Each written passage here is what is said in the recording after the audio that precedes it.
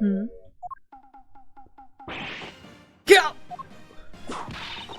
What do you think you're doing to my subordinate? Oh, the head just spun around. You're... Andy!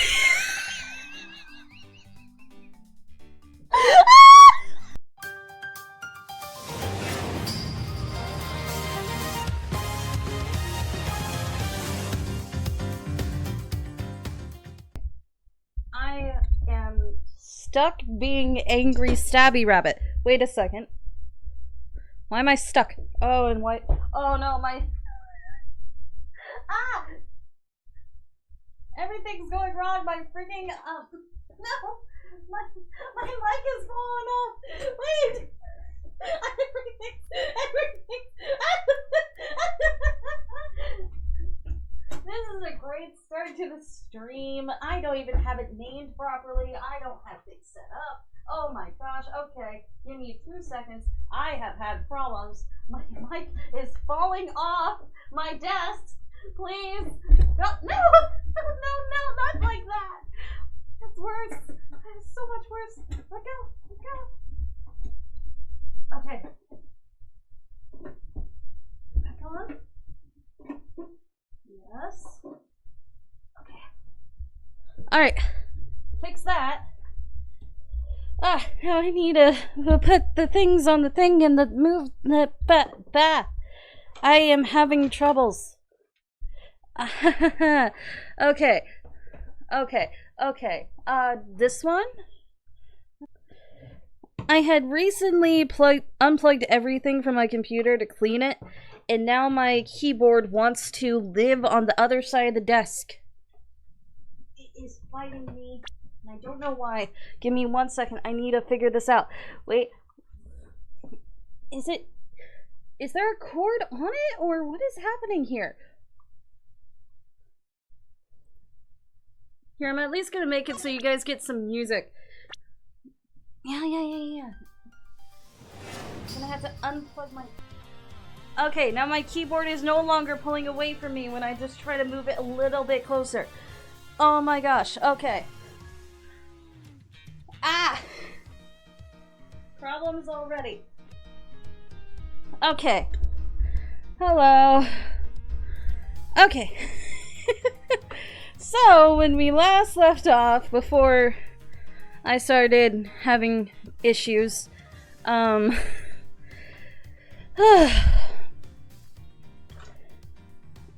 so, first off, Kay is believed to have started the arson. She was originally accused of being a murderer, but we've proven that she's not. And, the person that got murdered was the Manny dude that was involved in the last case. And we're chasing after the fake Kargarazu. That's what's happening. Ah! Okay. Everything's fine. We're okay. I had issues. Okay, let's go into this. And right now we're going over to the other embassy in the building just to see where the knife came from and what was going on over there. March 14th, 7:44 p.m. Theatrum Neutralis lobby. Is it called that just because it's like a neutral zone between the two embassies? What is that? What is happening? Hi? Count off! 1, 1, 1, 1, 1, 1, 1! 1, 1, 1, 1!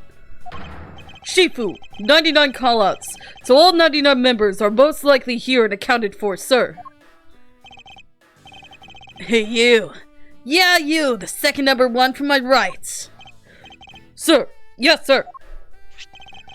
Here, a birthday present for you. Whoa. Shifu, I didn't know that you knew all of our birthdays. He really... What a kind heart you have! Shifu, you are more of a man than will ever be, sir! I'm really sorry, but it's not my birthday.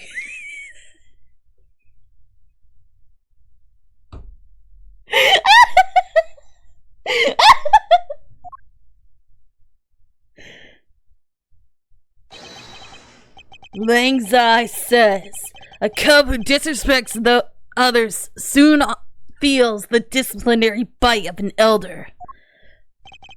That present isn't for you. It's for your younger brother's wife's younger brother. It's for your brother and your youngest brother's brother-in-law. Wait, really? Tell him I said hi and happy birthday, won't you? Yes, sir. How do you know that? How do you know it? What the heck? What? Shifu, I can't believe you remembered that much about each of us. Okay, one, you not only remembered that he has a younger brother, you remembered his younger brother was married, and that his married and his wife had a younger brother whose birthday it is.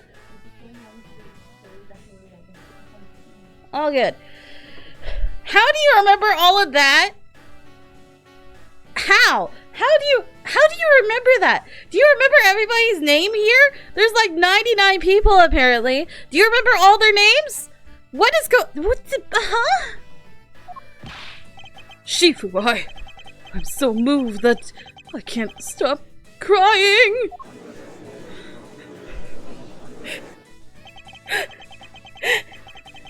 I can barely remember all of my siblings' birthdays, and I only had 3 siblings. I can barely remember those. And you remember every single... Why? How? How the heck do you remember all of it? Oh, I didn't read any of that because I'm so flabbergasted. I should probably leave them to their alone time. Alright, meeting's over. Everyone, head for your post. Did you just call this meeting to... dismissed! Sir! Did you call this meeting literally to give a birthday present to an officer's brother's wife's brother? What? Was that the entire reason for the meeting? Not a debriefing about what was happening in the building? Really? What? Yo, were you guys there the whole time? I got a call from Shina, and she's already filled me in. It sounds like you're out to get in my way again. I have absolutely no intention of interrupting your investigation. And please tell me how you remember some random person's random brother-in-law's birthday. It's not even like a direct brother-in-law. It's like huh? I simply request that you grant me permission to investigate the Albestian embassy.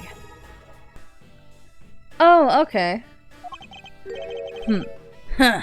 What if I say no? Objection! Agent Lang, this man is my subordinate. As I have received permission from the ambassador, he is to be extended the same rights. Sorry, sis, but it's not that simple. Alabas has the strictest immigration regulations in the world. Or didn't you know? Even among my elite men, about only half of them were admitted into the country. Besides, any more cooks in the kitchen and we might spoil the soup, if you get what I mean. How dare you make such assumptions? Don't take this the wrong way, but I thought I was in charge of the Alabas, Miss Von Karma. No, you cannot. You literally just joined. Look, try to understand, okay? Things over in Alabas are a bit of a mess right now. What do you mean by a bit of a mess? No one told you? We had an incident in Alabas as well. This is what we call a decision based on the investigation, Mr. Prosecutor. Look, Wolfie! Just let us in already!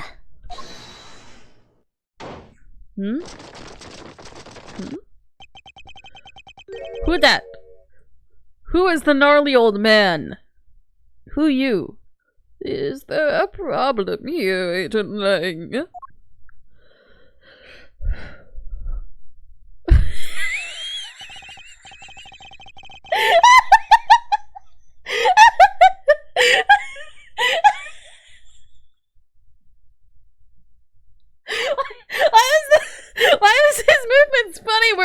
dragging himself along by his cane. Not really. Just having a discussion about whether or not to let these guys in. Ambassador Alba, I'll ask that you please allow these people to join the investigation. Having a debate because of my country. Having a debate because of my country. I'm terribly sorry for placing you good people in that kind of situation. It is all because I lack the strength to govern well. Please, it is nothing of the sort, Ambassador. You weakling gawkers! Curse your frailty and inability to effect change in your country! Quackers? Is that your name, Quackers? What are you? The thing is, investigations conducted in my country have been under Agent Lang. It is my judgment that in order to minimize disruption in the investigation, I should leave everything up to Agent Lang. Ah, so he's the one that refuses to let half of them in. There, you see? Oh, no way! Who's holding? Are you guys related? What's happening? Ambassador Alba, I'll ask you to please reconsider laying them into our best. What's that? My very own secretary has been murdered in the Babylonese embassy, and he was apparently caught up in some very shady dealings completely unbeknownst to me. So I ask for your cooperation in our investigation. These aren't much, but I hope they can cover your travel expenses to Babel someday. Alright, I get it. Even if you beg Ambassador Alba, I still have to get the final okay, and anyway. Alright! You hear that, Mr. Edgeworth? We're in! Not so fast, little Miss Crow Girl. You're still a witness in the Babel murder, so I'd like you to please stay in the Republic of Babel. Detective Gumshoe, please take good care of Kay for me. Yes, sir! Sounds good to me. The fewer troublemakers, the better.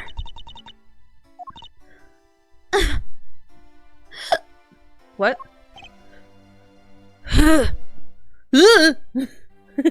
What? Rasp! Why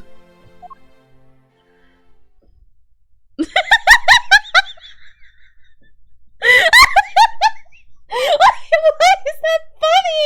Why is it funny? He looks like a snail!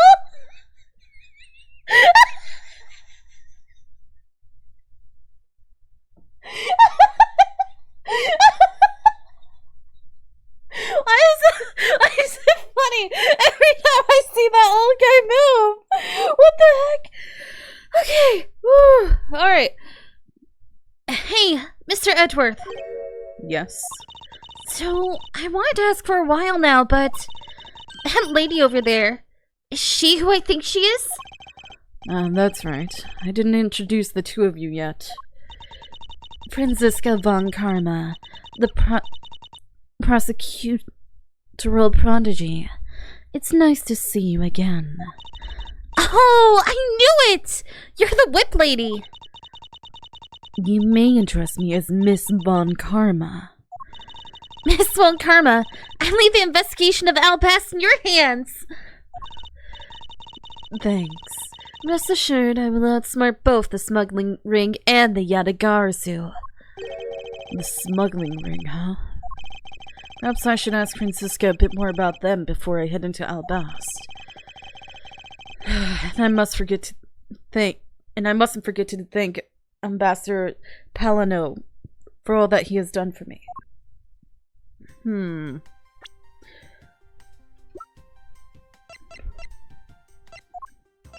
Coleus Quirkius. He's overly harsh on himself. Okay. A retired army man. Why does he move like a snail? Alright. Let's see. The national flag of the Republic of Babel is on display here. It features a butterfly, the Babylese embassy, which sits to the right of the theater, and the Albastian embassy, which sits to the left. Something has happened in each of the two embassies. I sense the unconventional methods will be required to solve both of these mysteries. May I ask you to move out the way? I'm sorry, sir, but we are currently clearing the area beyond a fallen burnt brush. I ask for your patience until we are done. Very well.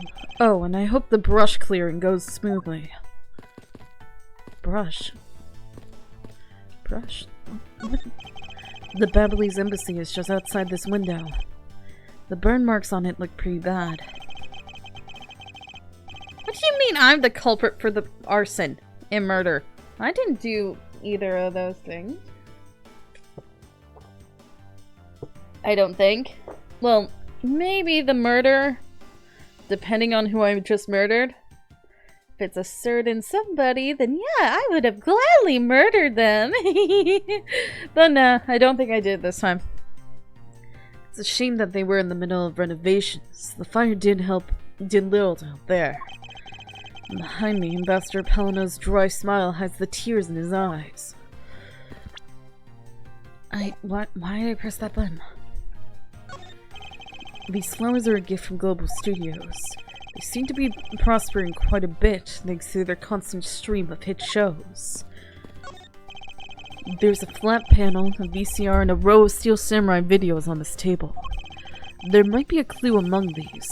I'd better check the titles of these videos.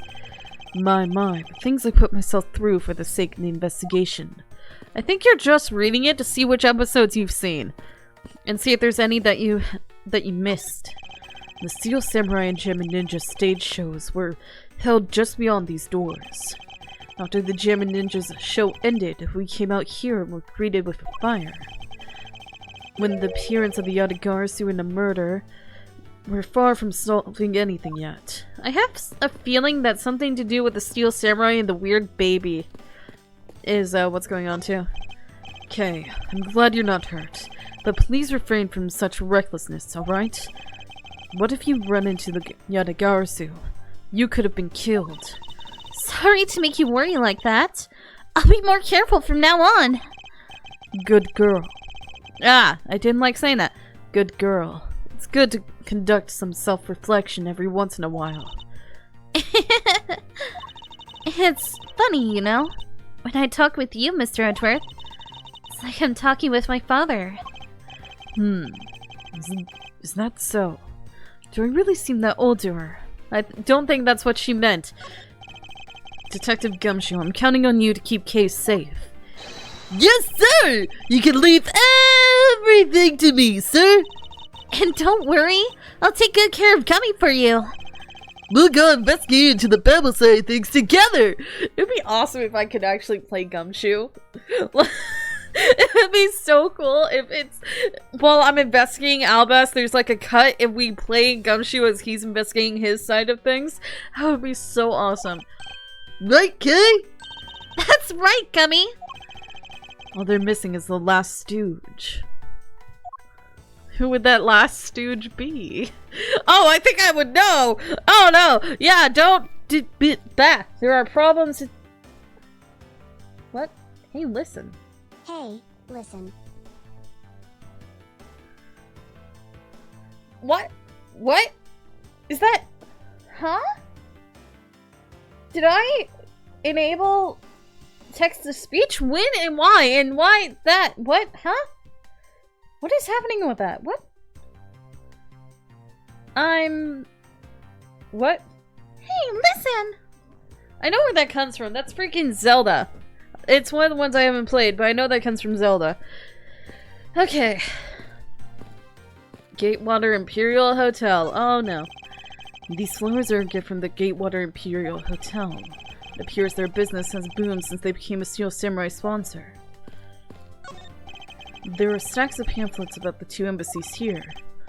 Oh, Mr. Edgeworth, please take as many as you would like. You'll find that you can cut out the last page and use it as a coupon. Coupon for what? I'm afraid I must decline, as I have little interest in them. Wait, I thought Americans loved coupons!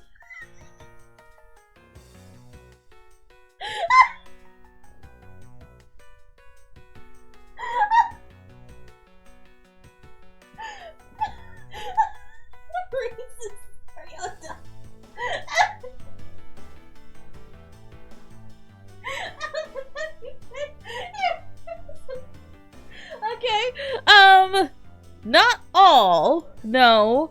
Not to mention that most coupons don't even do anything, and it's usually for fast food places.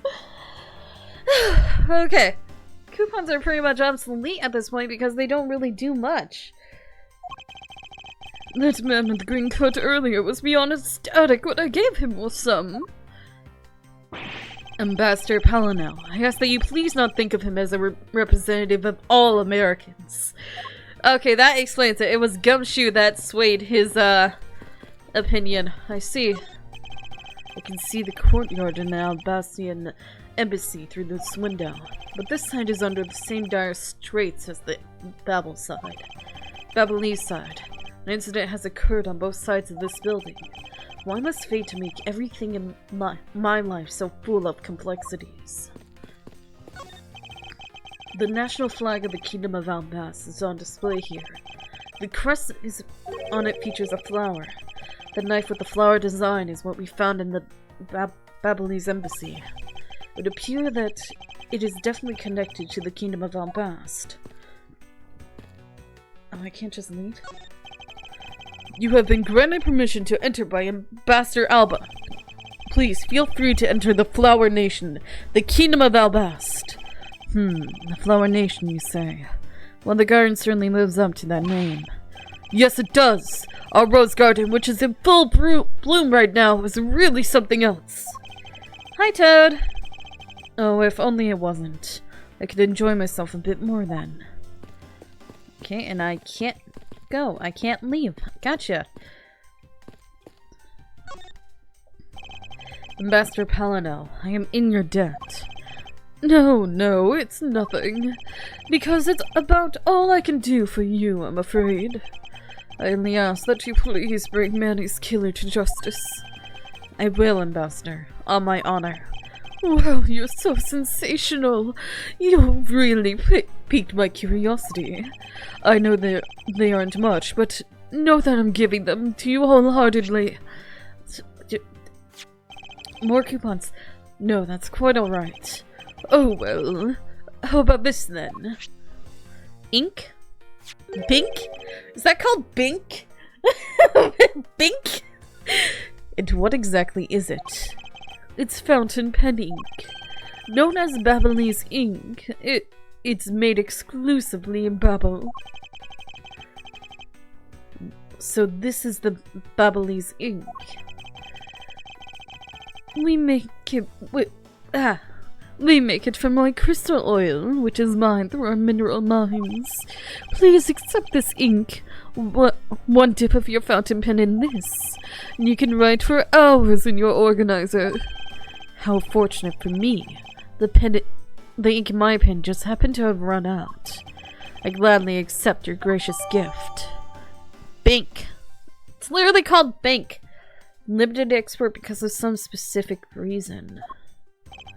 Great, wonderful! I guarantee to you that writing with our ink is an unforgettable experience. And since we don't export it, if you run out, we're always welcome to come and visit our fair nation. Talk about cornering the customer along with the market. Monopoly on Bink, apparently. I want to look at that closer. Let me look at that. I can't. Won't let me inspect the ink! Why? You made so much progress in your investigation in such a short period of time. Also, I remember that there was a button on my thing that does something like this one? Oh, it is that one. Oh, okay. Okay, I figured things out. It's truly amazing. Agent Hicks, who's help I had requested was cut down before he completed his task. Hicks. Oh, that guy. Yeah. The Bayaka dude. There was no room for further failure in my perfect investigation. In spite of that, I believe you are able to obtain some insight into the ring, correct? It was nothing. I simply made some deductions based on the smuggled item I was following. You mean the Babyliss ink?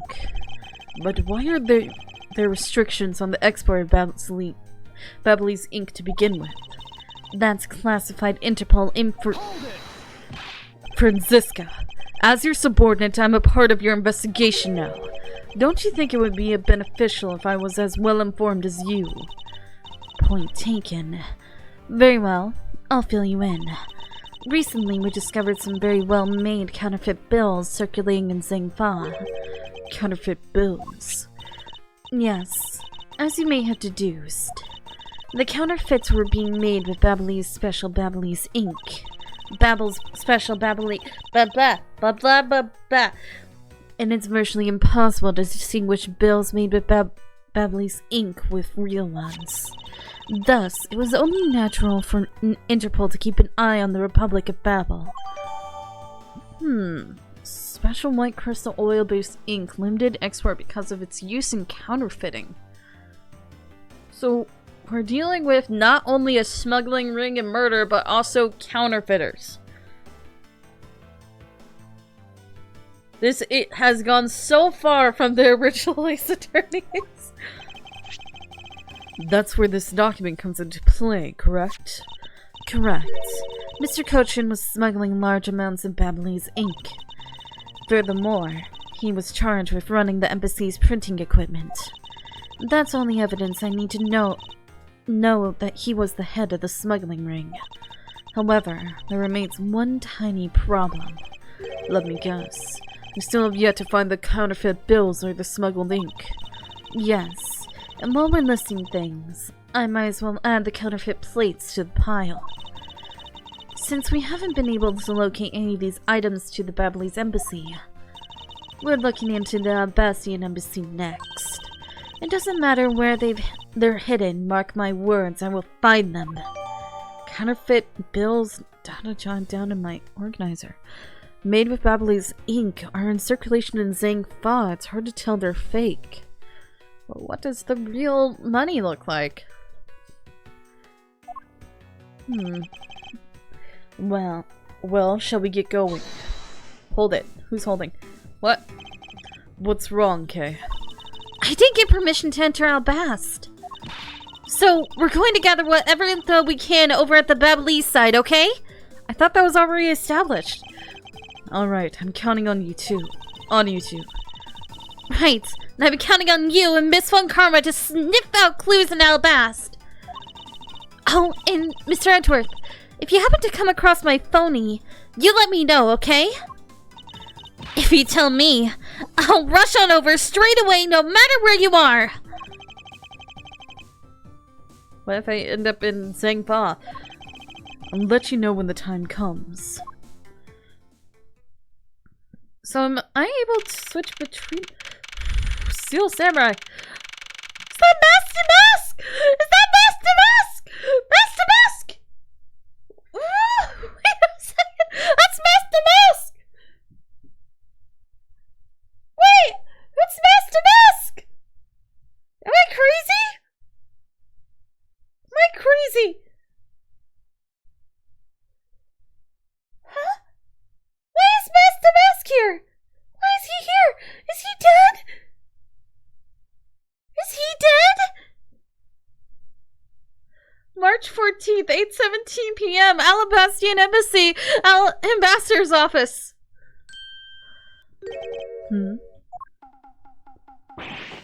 Go! What do you think you're doing to my subordinate? Oh, the head just spun around. You're... Andy!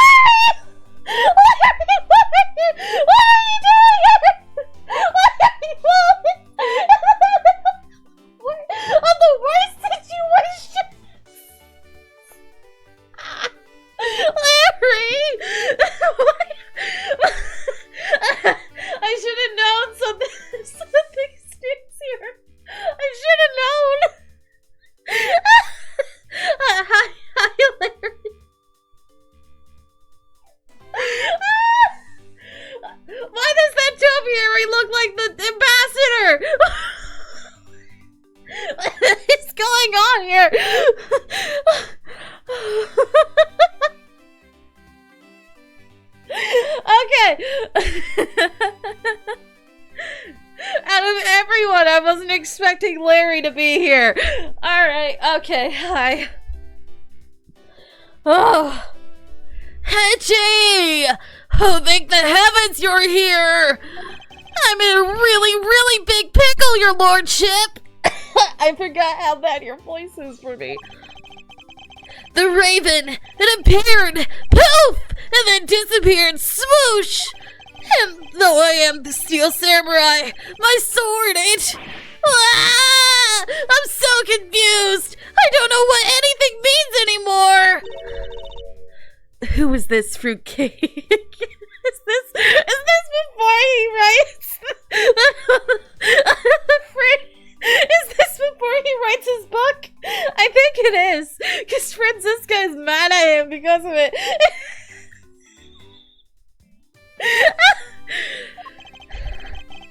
I am Larry, the House of Butts, married man of Neo Tokyo, milady. Now I remember. This person is one of your friends, isn't he, Miles? Yes, friendly enough, he is. Hey! What's up with that answer? Your best bud is in a bind and you act like it's no big deal? When are you not in a bind at this point? In every single game that you are even slightly involved in, you get in trouble. Every single time. Every time. First game, first case, you were in trouble. Second game, you were in trouble. Third game, you were in trouble. Fourth, I don't think you were in the fourth or fifth, but I know in the sixth you were in trouble in the aceattorney trilogy when we went back to America because you snuck onto a dang wedding. Of course you're here. I should have known you would have shown up every time. You show up at least once in every single one. Larry! Ah! Okay. What sort of bind are we talking about here? The suspect kind! Are you suspected of murder again? This is like the 5th time, man. At this point, you have been suspected of murder more than a certain someone that I shall not name because I want her to die. I accidentally became a suspect in a murder! Of course you did. Of course you did. I see. This is quite the bind. Not that we're not the least bit surprised. Yes, I pretty much expected this news. From the instant I saw his unlucky face. His name is Larry Butts. I've known him since grade school, and for as long as I've known him, he has been the world's largest source of trouble with a capital T. Hey! What kind of introduction is that? You're so mean, Edgy! If you're not careful, you might find your tiny number of friends go down by 1! That was uncalled for. Besides, you're... Wait, hold on. Larry! It was you? You're the one who wrote my Steel Samurai autograph? Huh? Oh, you didn't notice earlier? I even winked at you through my headpiece. I got Larry's autograph! I forgot I got Larry's autograph! Oh! That's why you...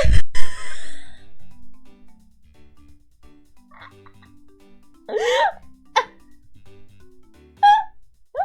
can't breathe! Is this Larry's autograph? That's how you knew my name! That's how you knew my name! I knew I recognized that art style! That's the same one you used for Whippy Pretty!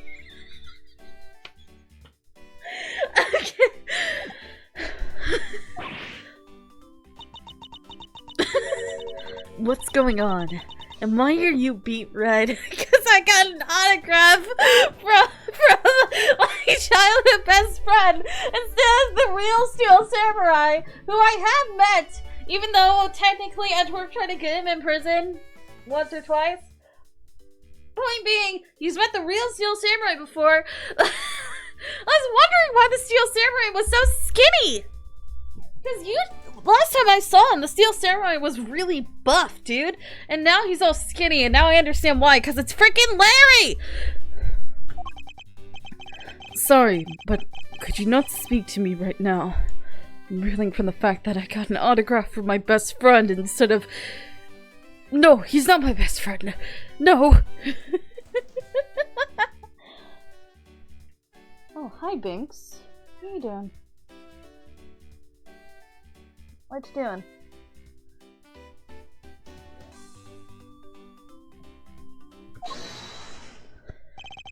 Oh, sorry. Man, am I interrupting your comical yet melodramatic play? Huh? Uh-huh. So this is the incident you mentioned earlier. Mr. Prosecutor, this man, this childhood friend of yours, is our prime suspect. Of what, you ask? Of the murder of a man who had snuck into this embassy. Mask to Mask the second. The second? The second? I knew it was Mask to Mask, but the second? Mask to Mask the second. The second? Who's the second Mask to Mask? Who is that? Cause that's not the... You know who I'm talking about? The guy that was like, I don't like being ignored! I didn't kill him, I swear! That guy. You remember? That was the original Mask to Mask, and now there's a dead fake one. Who are you? I mean, you got the costume down, but who really is this? Yeah, the one with the biker chick wife, too. Only Larry could get himself into yet another mess as fun as this. But no matter what the facts seem to say, Larry's not the type to commit murder. Still, it's a rather daunting stroke of misfortune I've struck. I have to prove that Larry Butts is innocent of all wrongdoing.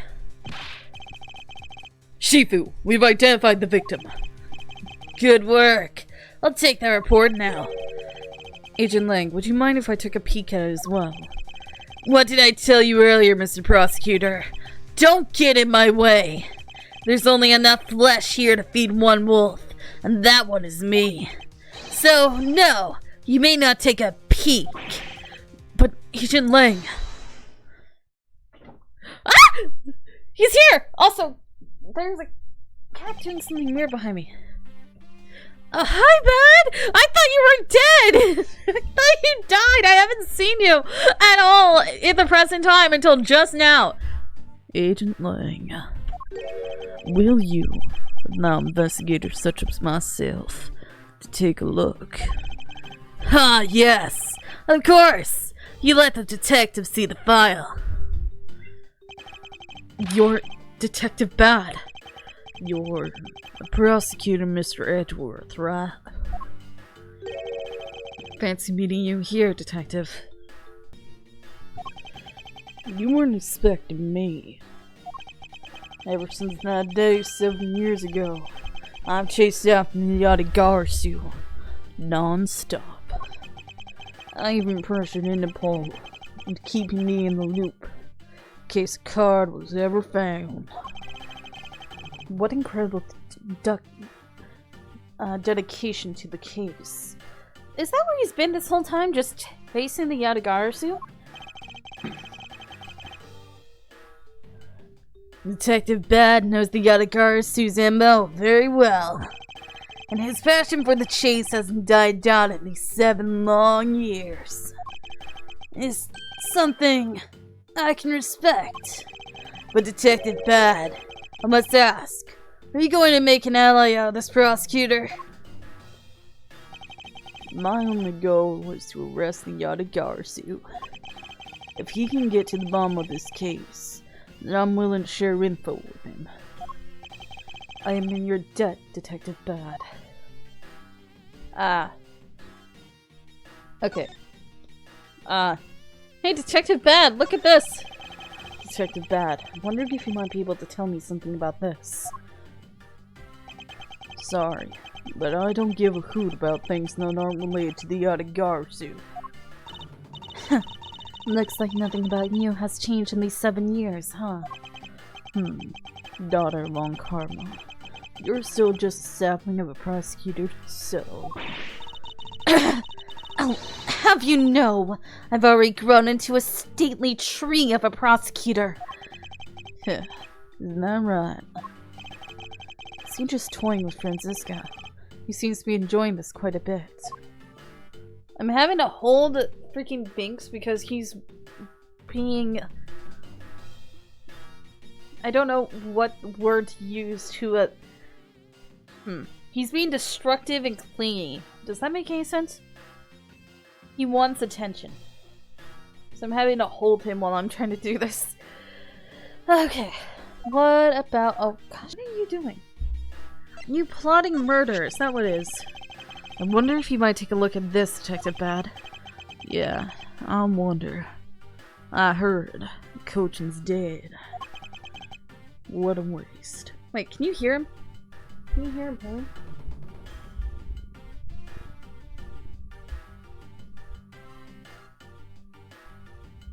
He sounds like a motorboat right now. What do you want? Is it because I'm the only person in the house and they had to put away the other cat? Is that why? What do you want from me? Hmm? What? Okay, now he leaves. I gave him the attention he deserves. Not deserves, he craves. Ah! Anyway. What a waste. He's staring at his mirror with his eyes unfocused and his jaw clenched tight. Well, yeah, because Cochin was main suspect in the KG8 incident forever ago, wasn't he? Detective Bad, this is something you absolutely need to see. What is that doing here? Now I've been looking for that for 7 long years. Never in my wildest dreams did I imagine this turn of events. Without a doubt, this means that she is involved. I'm having problems. Okay, fixed it. That you woman. You woman, okay. I wonder if you might take a look at this, Detective Bad. Yeah, I heard Cochin's dead. What a waste. It's the same thing. Look at this. Nope.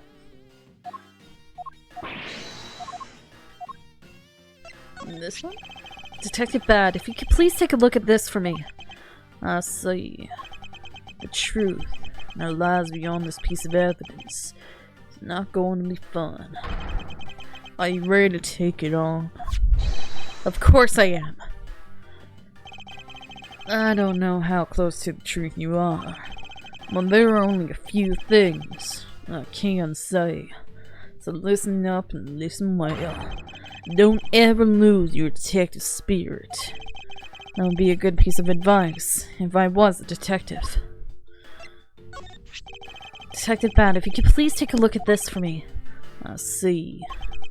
The truth lies beyond this piece of evidence. That's the same exact words I just said 2 seconds ago. And then I can't present these. Of course. Initial investigation. About the murder of Master II. Would you be willing to fill me in on a few of the details? When the Yanagarsu showed up, Agent Lang and I took ourselves off guard duty and put ourselves in charge of directing things at this crime scene. Taking advantage of the chaos, Damask II, he broke into this embassy. Probably to steal some treasure or another. I suppose he lost his life when he was forced to fight someone else in this room. Suspect. Why exactly was the man placed under arrest, Detective? That samurai? He was born looking suspicious, but not for the reasons you suspect, I assure you. As you can plainly see, he was completely harmless. Well, it was just a random guess. It's not like he's actually under arrest. Tonight, you were at the Alabastan Embassy, and Ambassador Alba was to give a commemorative speech. And that's when the Yatagarasu showed. And keep in mind, the Yatagarasu isn't who I'm talking about right now. Those seats for the guests who have been called to sit in them were empty. A no-show? Who was it that failed to take their seat? The Steel Samurai. Was that speech only to the Steel Samurai? Until the speech was to begin, each member of the entire Steel Samurai family was to wait in a separate room. However, for some weird reason, that man was spotted in a different location than his assigned room at that time. And where was he? He was on the roof, with one of his legs down the chimney. That chimney leads directly into this room. Larry Butts, you've totally outdone yourself this time. What were you thinking? In any case, I believe it's high time for me to start my investigation. I want to figure out who the frick is this Master Mask? Who is this? So this is the victim, Damas II. What is with his gaudy outfit? You don't know about Master Mask? A few months ago, this thief caught a lot of havoc with the populace, stealing a bunch of very valuable items. So this thief is a separate form from the Yatagarasu? I thought they were for a while, because their MO and targets were different. Okay, timeline-wise, this happened right after the third game. Because I'm pretty sure Master Mask didn't happen until the third game, which is the end of the first trilogy, right? Am I crazy? Is that right? Let me check. I can check through my achievements. I don't have to go through things and spoil things for myself. Stolen Turnabout, right? Pretty sure that's the right one. The Stolen Turnabout, which was in the third game. Right? I think that's the right one. So, all of the events in this one of the two games, in this collection,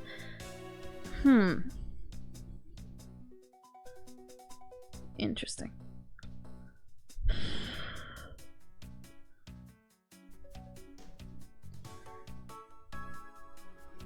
Complicated. Okay. Timeline. So, first 3 games, and then at least the first of the investigations. And then after that, I'm pretty sure the second one might happen right after, or it could happen later. I'm not sure. All I know is that there's a 7-year gap between the end of the third game and the Apollo Justice trilogy. There was a 7-year gap in that. So in that 7-year gap, the investigation files was happening. About, like, either a month into or... Okay, so that explains quite a bit, actually.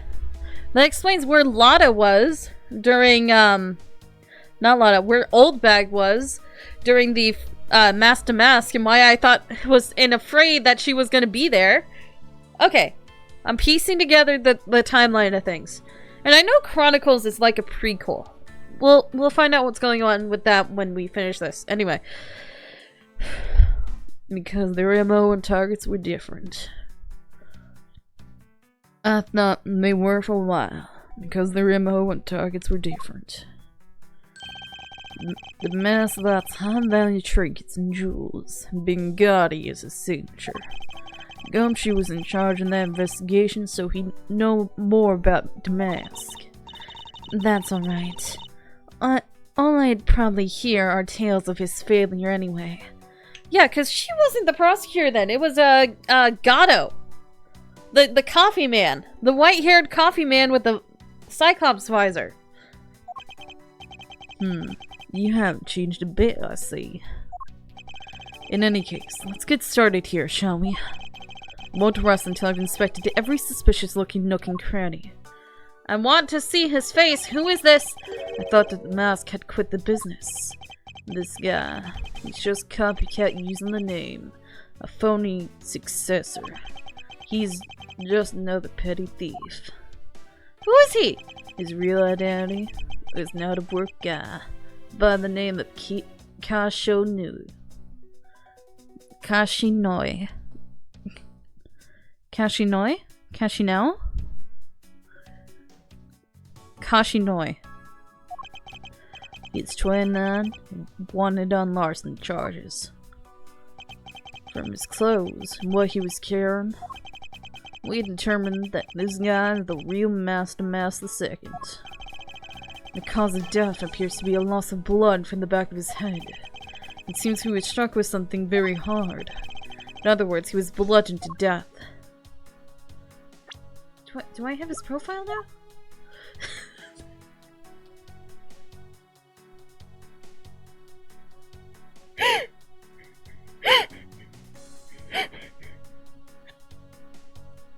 Heavily unrelated. Okay, yeah.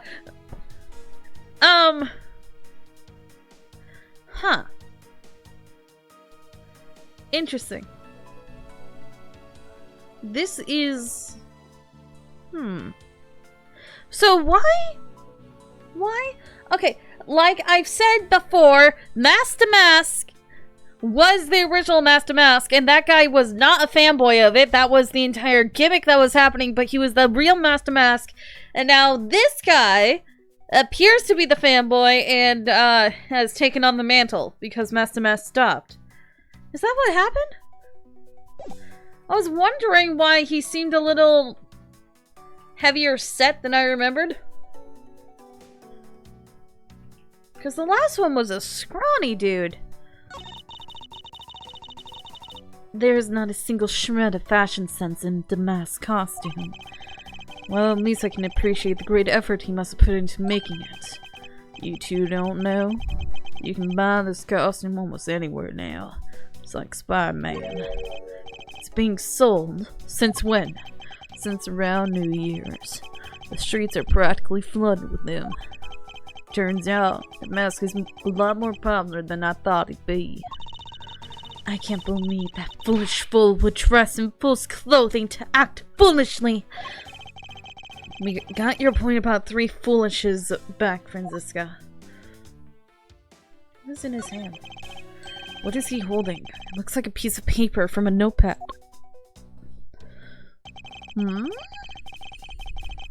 Were you after the statue? It appeared the directions are... It would appear the directions on how to reach this room were written by hand. There's something written on the back as well. I'd like you to steal the Prima Duck statue in this room. What is that supposed to mean? Who writes a note to themselves like that? If I had to guess from the text, I would say it was actually a request from someone who... about what to steal. Just who is the person that requested the theft of the Prima Duck statue? The Prima Ducks. Production? Nothing else about his, body?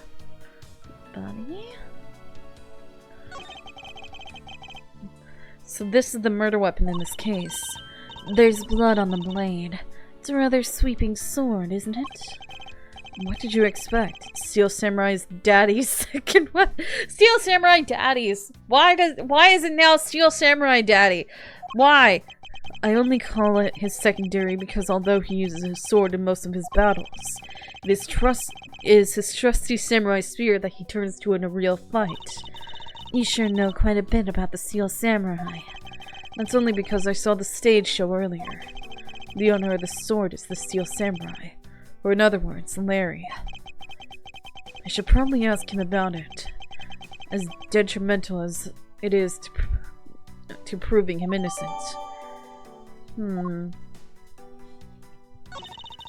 I suppose this was the wrapping cloth the masked second used to carry his stolen goods. But there's nothing wrapped in it now. Yeah, in this case alone, we've seen Lotta and a fake Master Mask, but we are referencing the real Master Mask at the same time. Like, in the game. That is interesting to begin. Not to mention, Lotta didn't really have any speaking lines besides, "Where's my big scoop? My big scoop gotta be around here somewhere." I won't be surprised if she ends up being in trouble because she wandered into either Babel or Alabasta trying to get her scoop, her big gold story. I guess he never did manage to get his hands on whatever it was he was out to steal. Huh. Weird.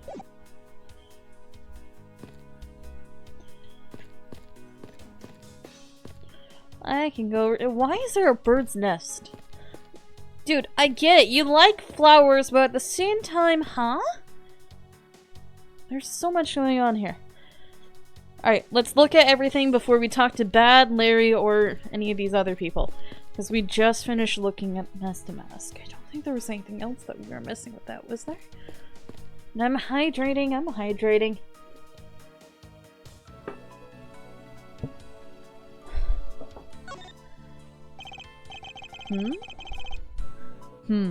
Two gorgeous flowers are in full bloom here. I'm sure flowers are lovely as lovely as these must have an equally as lovely name. Miles Edgeworth. Are you done staring?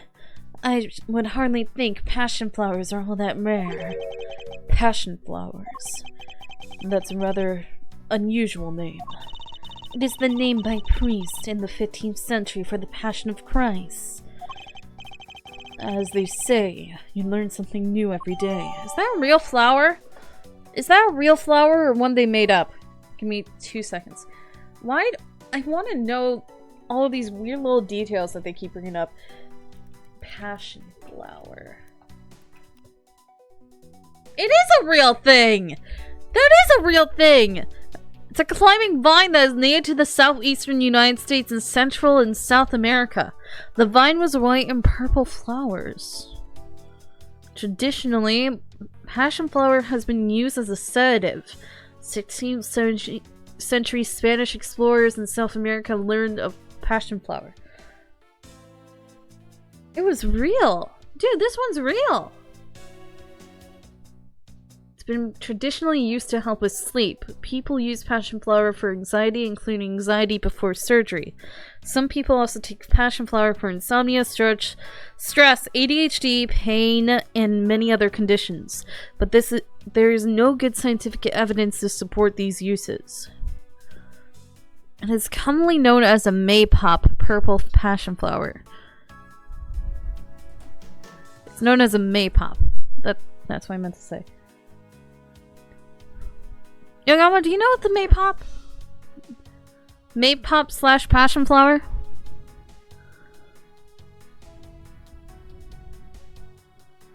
Interesting. Interesting.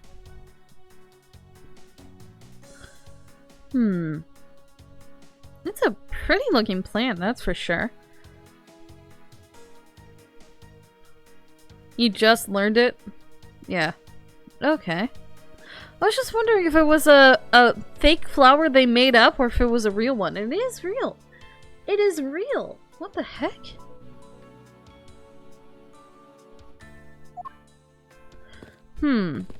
Interesting. This must be Ambassador Alba's desk. His notebook is open on his desk. He must have been in the middle of some important work. Sapling growth lock. It finally sprouted today. Funny, it doesn't look like important work to me. Are we not gonna comment the bird's nest up there? Okay. It's a fireplace. By the looks of it, I don't think it's been used recently. Yes, it's a fireplace, and by the looks of it, I can't say it was used recently. Yes, I can't say that I see anything unusual about it. The person shaking hands with the Steel Samurai in this picture is Ambassador Alba. It was taken just before the murder. The Steel Samurai must be very popular. They're even using the National Treasure as a backdrop. Wait a second.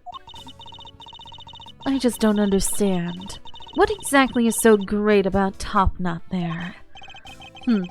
Clearly there was a depth to the show that a young person like you can't fathom. Speaking of young people, aren't young children the target audience of this show of costumed actors? Weird. Does anyone else know something fishy about the photo and what's going on here? Anyone else see it? Not you! No, I'm not talking to you about it!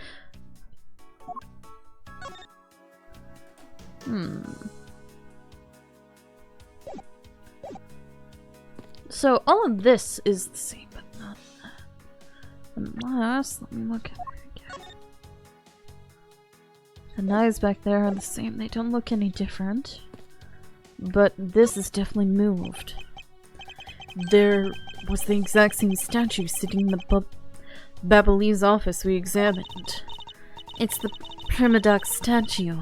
It was the national treasure of the Principality of Codopia.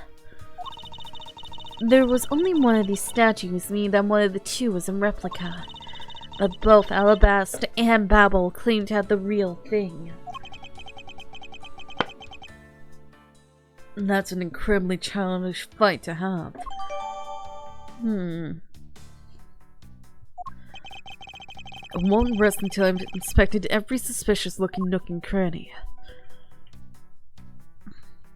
There are almost the exact same wall mount for the knives on the Babbly side, but I can't see any of the details from this distance. The counterpart to the Babbly's butterfly is that Albastian flower. The butterfly and flower. They're both lovely things. But can we interpret this to mean that Alabast provides honey to Babel? Franziska, can't you come up with a more meaningful and profound comment? Very well then. Let's hear what sort of profound comment you can come up with. Ahem. Well, flowers cannot survive without butterflies that spread their pollen. Yes, they can, because of bees. And butterflies cannot live without the nectar that flowers provide. If either one were to disappear from the equation, neither would survive. How was that, Miss Von Karma? Your explanation took so long I nearly fell asleep. Well, let's continue the investigation. Franziska, why can't you just admit I had something there? It's a Primadox statue. There was one of these at the Babbly side as well. I hear it's very valuable and made of pure gold. It was the national treasure of Codopia. There was only one of these statues, meaning that one of the two was a replica. But both Alabast and Babel claim to have the real thing and won't budge from their claim. What an incredibly childish fight to have.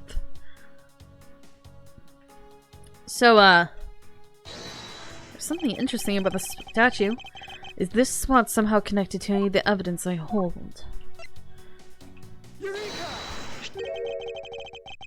Look at the photo and tell me that what you find odd about this scene, Miss Von Karma. The apparent joy on Ambassador's face as he shakes Top Knot's hand. That's not it. I was trying to point out the statue in the photo is facing a different way. You're right. This statue is a national treasure. As such, only an ambassador's secretariat level person is allowed to handle it. The fact the statue is facing one way in this photo, and now is facing a different direction in this preserved crime scene, is proof that someone touched this statue around the time of the crime. Interesting.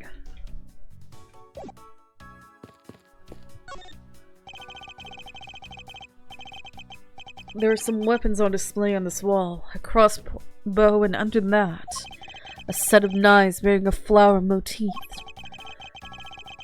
They must be the counterparts of the Babylonis knives, which means the blades inside these scabbards should match the blade that was used to kill Mr. Cochin. I won't rest until I've inspected every suspicious-looking nook and cranny. What is that plant supposed to be? Franziska, can't you see that it's supposed to be a likeness of Ambassador Alba? Miles Edgeworth, as a subordinate, you have a lot of nerve telling me what to think. I look forward to your salary assessment next month. You are deluding yourself if you think you have any control over that. It's the Seal Samurai's primary weapon, a samurai spear. Isn't it awesome? I totally fell for this thing. It's sleek and shiny just like my heart. It comes at you like whoosh. When you hold it, you just want to live life like BAM! You do well to watch what you say, Larry. Although it is just as Larry says, the spear is quite the symbol of valor. However, speaking of spears, aren't you supposed to use them by thrusting the point straight into your opponent? It's not entirely convincing the spear is up to the task. What's wrong, Edgy? You're just staring off into the distance. Oh, I get it! Tell you what, I'll tell the studio to make you one, okay? But this one's mine! Did I say anything about wanting one? Maybe I can shut him up if I show him a piece of evidence that will point something out about this spear. The fact that it broke during sparring alone? Knives adorned with flowers on display here. I suspect that they are counterparts to the Babylonis knives. The blades of these knives should match the blade of the knife that killed Mr. Cochin. What? One of the knives is missing missing its blade. Let's see if the two pieces, the blade and handle, fit each other. It appeared that they fit together quite well, almost seamlessly. Then this means that Bastion knife did find its way into Babel. But how? Why is there a weapon on display in a place like this? I wonder why there are no whips on display here. Because it's not your office. I can spot absolutely no difference between this primitive statue and Babel's. The statue's face looks a bit like the costumed hero you like so very much. I only wonder why you Americans have such an affinity for this kind of face. The statue wasn't made by an American, you know. At least, I don't suppose so. Strange. Anyway, we're gonna deduce about this. Is this spot somehow connected to any of the evidence I hold?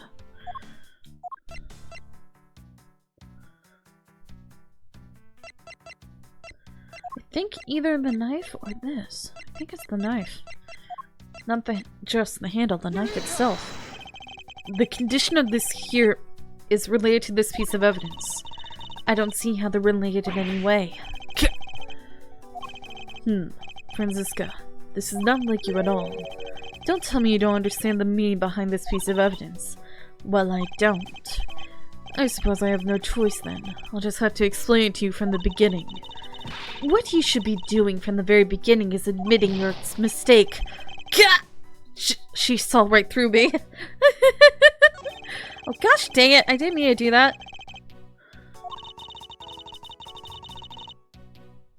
I believe Ambassador Palino said that both Alabas and Babel had a set of 3 knives each. It appeared that way. Also, the knives here all have flowers on their handles. The two countries embolize their knives with their own national symbols, I guess. And just like the Yadagarsu's key, they are exquisitely made. This level of craftsmanship makes these knives worthy of being owned by me. I believe you already have all the dangerous toys you will ever need, Franziska.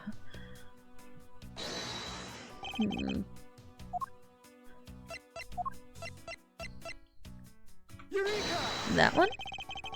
No. I gotta have evidence. It's gotta do something with this. Right? Or is it...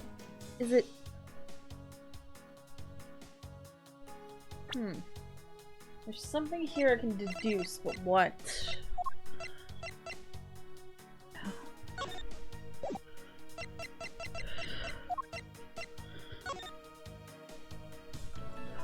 Oh wait, there's something missing on that one. Strange. What is missing there? What is that? There is a striking flower ornament on the handle of this knife.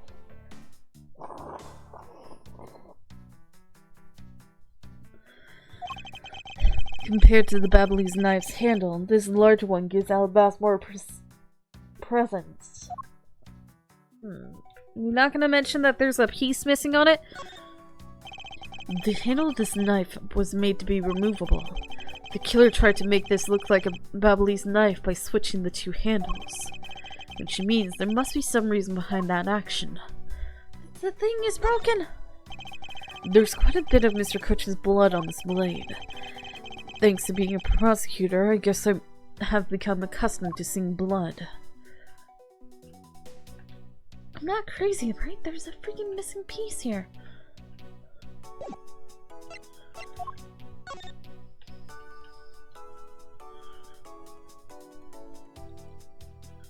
Don't see anything on this. Where's the attention?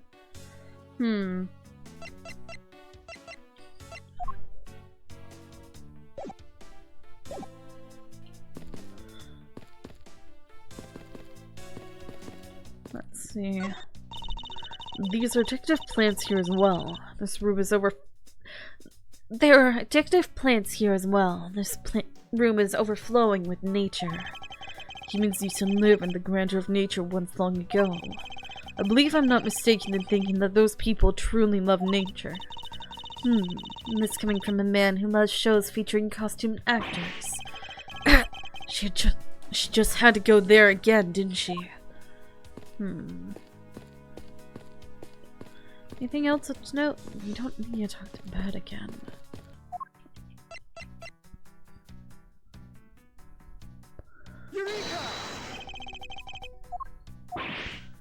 Not slowly either. What am I missing here? There's something I can deduce, but what?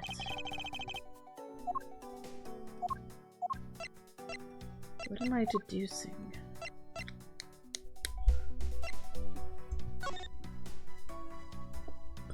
It's not this. I know it's not that.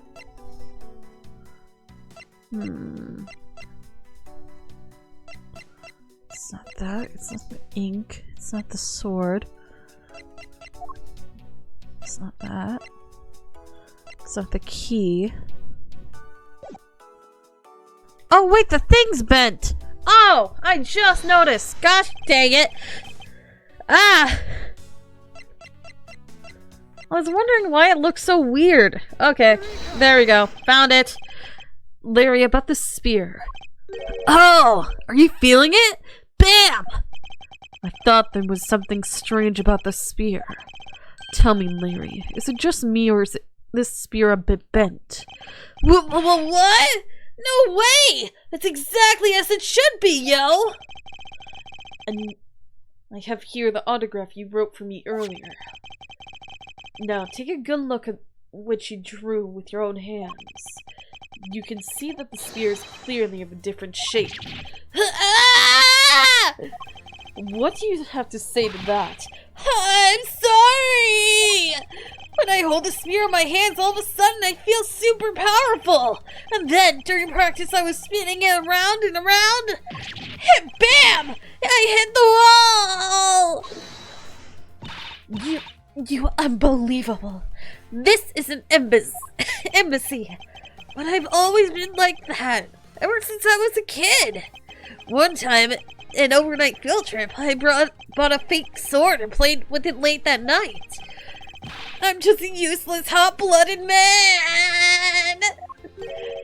Larry, clarify that for me, will you?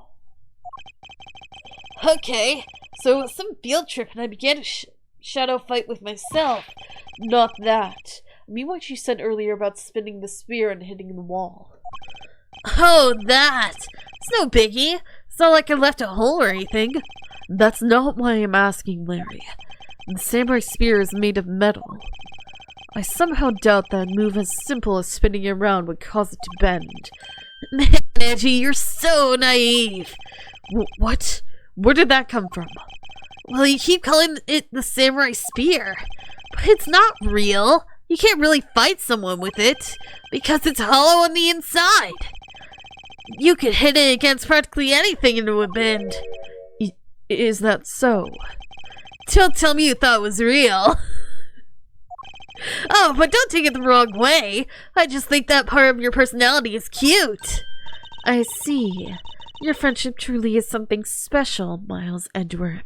I was expecting you to call him edgy. That's not friendship, it's utter humiliation.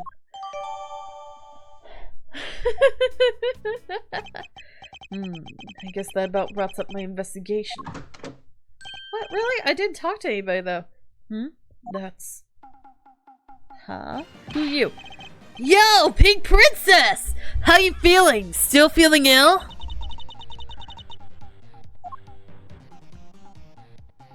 Who are you?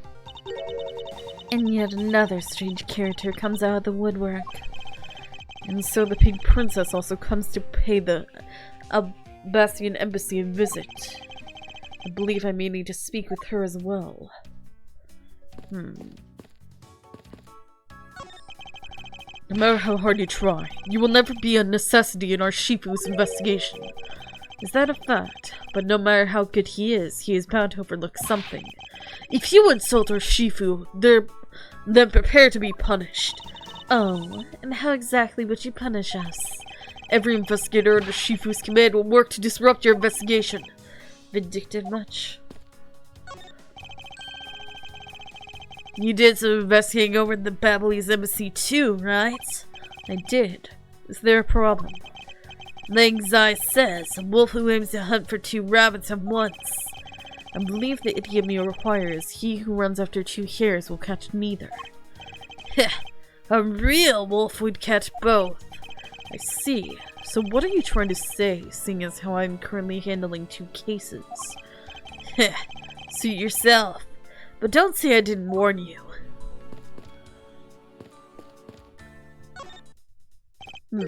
Larry, there are a few things I need to ask you about. Hey, how about that? I've got a few things I've got to ask you too. What is it? It's like both you and him. How is it that the 2 of you always manage to have some cute or hot girl by your side? Are you talking about Phoenix? You or him? Are you not gonna say his name? And Francie! What about the promise you made to me? Promise? What promise?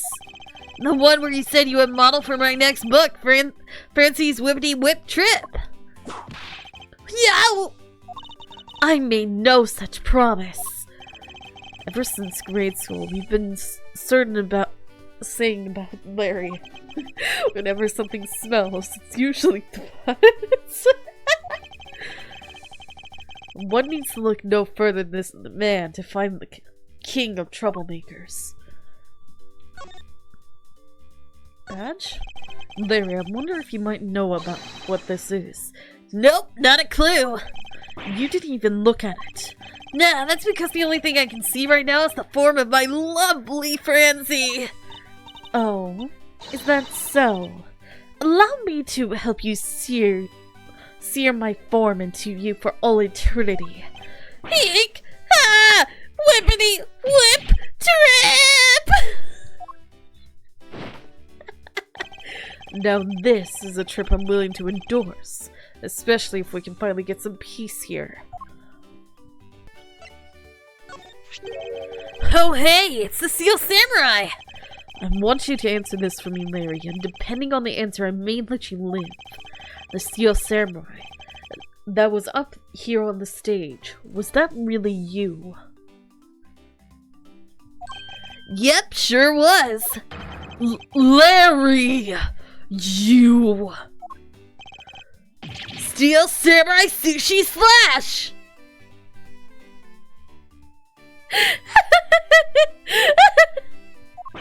I was moved by the performance of this man. This completely useless, worthless bum. I fear I may never recover from this.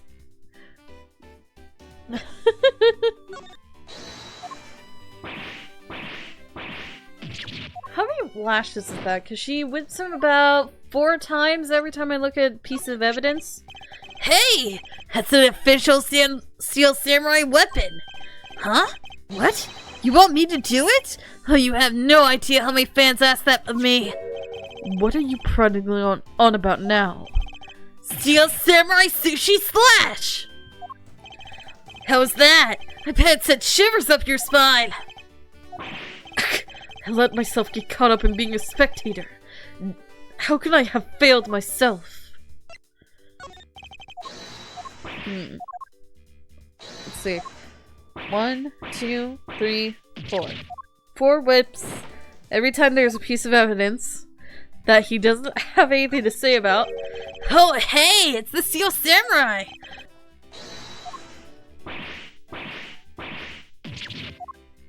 Why does he look happy after that 4th one, though? That's weird. Hey! That's the official Steel Samurai weapon! That's the sushi slash again.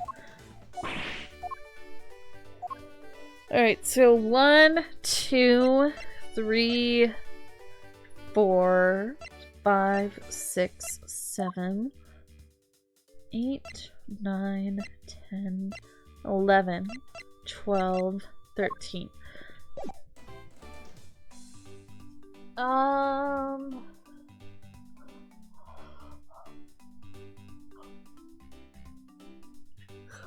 He got whipped 52 times. At least. Steel Samurai. I didn't mean to do that. As I recall, aren't you calling yourself Lorsdonium now? That's Dexonym! Dioxonym! Loris Doxonym! Get that straight in your head, Edgy!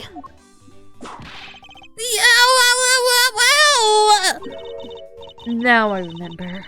You're that rude, pale imitation of an artist. No! You've got it all wrong! I gave up on that whole Loris business. Besides, when Badgelina left me and my heart in pieces, that's when Mindy walked into my life. She's been so good to me that I wanted to help her in some way. And I figured I could go through the Steel Samurai outfit. Your inane blathering makes less and less sense each time we meet. I believe he's saying that he picked up this part-time job as a Steel Samurai so that he may attempt to capture the heart of the actress who plays the Pink Princess. Mindy. Do you know Mindy? No, 52, not 53. Oh yeah, he did get whipped. Wait, okay, that is 53. I lost count already. You got it! I knew you'd know what I meant, Edgy. Not really. It's not so much as I understood. It was simple deduction based on your usual modus operandi, Larry. Time with the murder. Larry, I'd like you to confess right now to everything you did tonight. Confess? Hey! Don't tell me you suspect me too! Nonsense. I don't believe you have the mental acuity needed to plan and execute a murder. However, we are talking about you here, so I find it hard to believe that nothing happened. For past experience has taught me that you are always at the center of some insane event. Edgy! How can you be so mean, stabbing me with your words like that? Unfortunately, I don't have the time to search out a key to unlock your heart this time. So I suggest that you cooperate and tell me what you know. Are you talking about when Phoenix... Right, because he did give you that, right? I forgot you got the Magatama, Edgy. I forgot we did play Edgeworth for a little bit. He did get the the Magatama and he was able to unlock his heart. Okay, I get it! Just stop Francie from whipping me from behind! So, I guess you know what I did, right, Edgy? I can't even begin to imagine. However, I imagine that whatever you were up to was probably beyond my imagination. So you will tell me what exactly you did, Larry. Nope, not yet, Edgy. It'll take more than that to loosen my lips. A lot more! That's 54. Confess. Now. Oh. Okay, well, I was up on the roof. And why exactly were you up there? Oh, you know, the wintry costume and the legendary hero. Legendary hero. Santa Claus!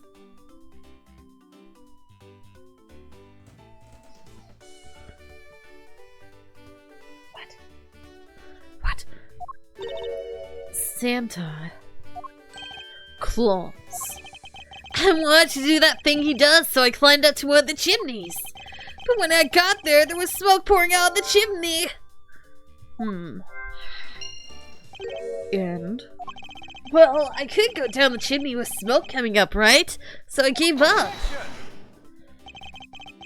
Larry, you do realize that Santa Claus does not exist, right?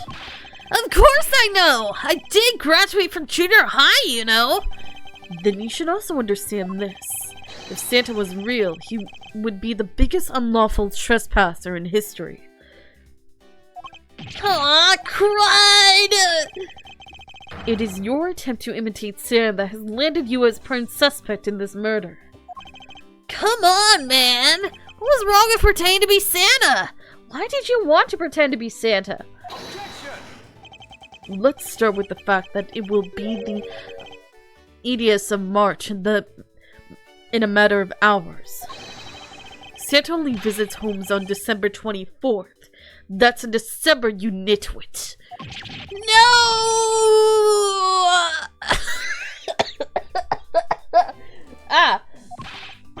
Hey, wait a sec! We're not in court! Murder weapon. Larry, about the samurai sword that was used as the murder weapon. Oh, that! Well, I shook hands with the ambassador in this room, you know. Yes, apparently you did. And well, I totally forgot about it and left it behind when I left afterwards. You want to talk about shock? It was the most shocked of all when I heard it killed someone. Oh, shocked! 55? Yes? Foolish fool, looking especially foolish for foolishly saying such a foolish excuse. You forgot to take something that big with you. Who would believe such a tale? Sorry, Miss Von Karma, but I believe him. Because if anyone would forget something like that, it would be Larry. Hedgie! You believe me! Ow! I just knew that our friendship is something special! Anyway, even if Larry had simply forgotten the sword and left it behind, that in no way clears his name, which means that I will have to prove his innocence from a different angle. Okay. So we're done with talking to him, now let's figure out who this is. Miss Pink Princess, I have a few questions I'd like to ask you. Miss Pink Princess, if you would please answer— It is her! It is her! It's the stalker! Why is she here again? This is the second case in this game alone that she's come back! She has come back already! This is the second time! What? Why did you call her Mindy? Larry! What is up with you? Why do you keep working with Olbeck to begin with? What is the— I was hoping it wasn't gonna be Olbeck because we already got a thing with Olbeck and Olbeck as one of the freaking badgers! And now she's back! Why are you— what? This looks so wrong! This old woman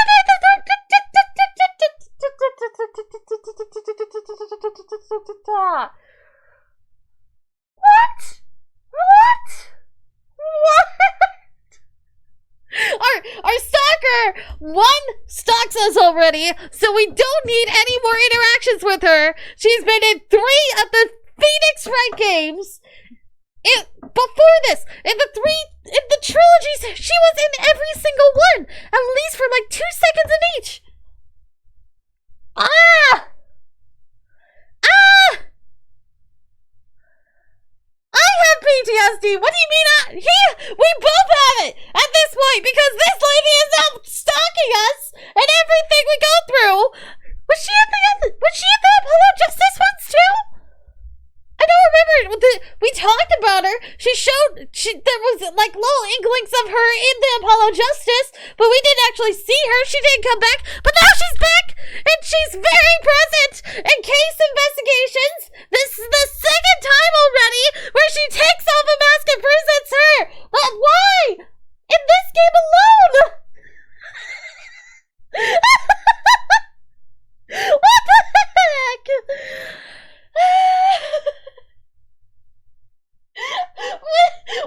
Why are you here? Why did Larry call you Mindy? What? Why? Of course, the stalker's here. Me!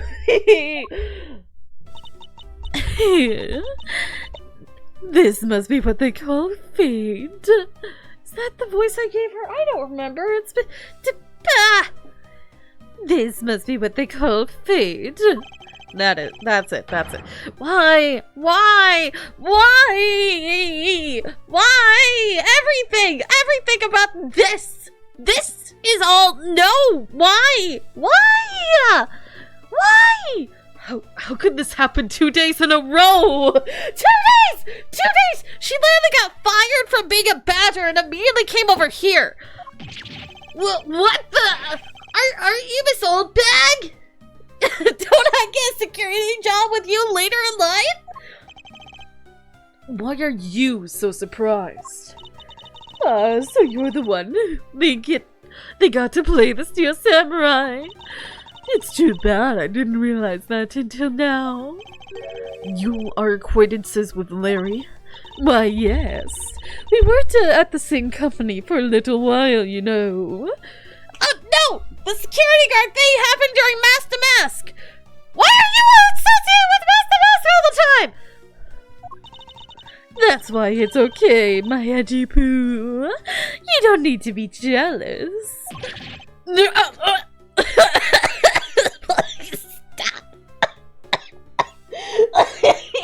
Stop it! Why are you here? Why do you haunt me? Why is this lady an apparition at this point? Why? We got such a long break from her from Apollo Justice, but now she's back 2 times in a row. Why?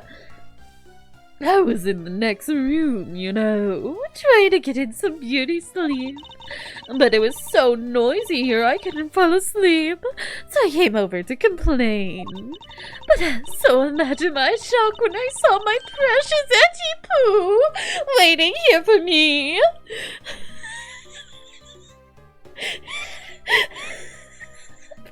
Of course she's back! Of course! Why? I mean, who could have imagined that you would ever come to a show like this? I guess I've misjudged you, Edgy Poo.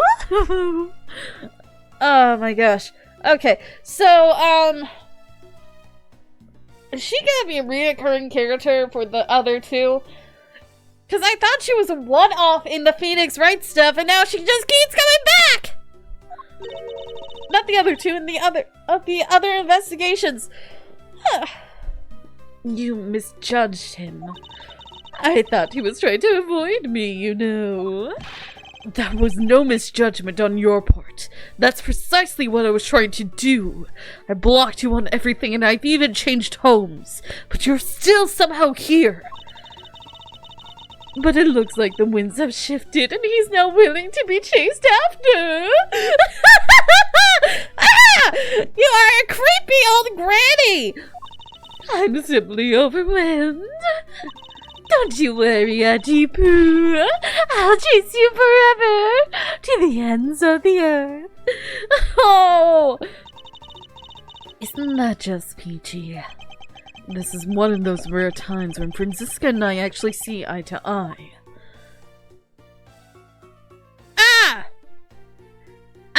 All of this! All this! This and that and that and this! No! This is gonna be a reoccurring character with Miles, isn't it?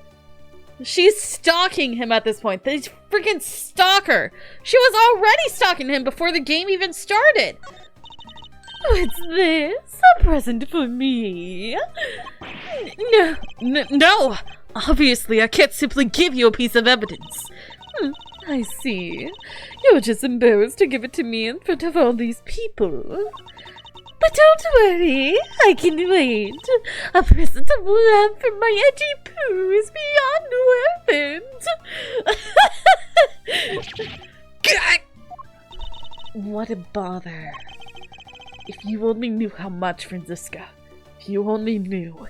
I had to change homes twice because she followed me home and I would find her staring at me through my window. Edgy Pooh, I made you breakfast again. I don't want your damn pancakes, woman. I know what you do with them.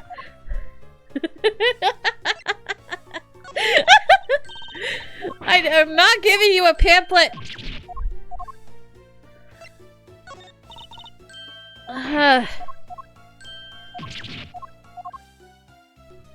Why does she keep coming back? Why do you keep coming back? Why are you a recurring character?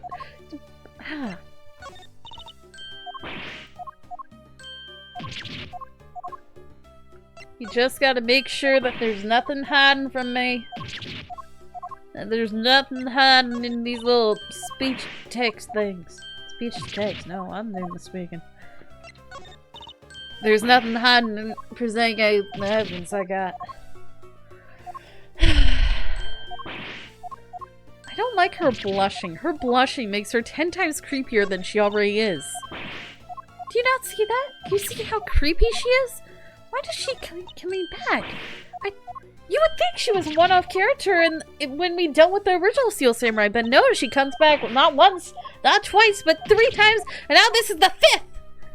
This is the 5th time!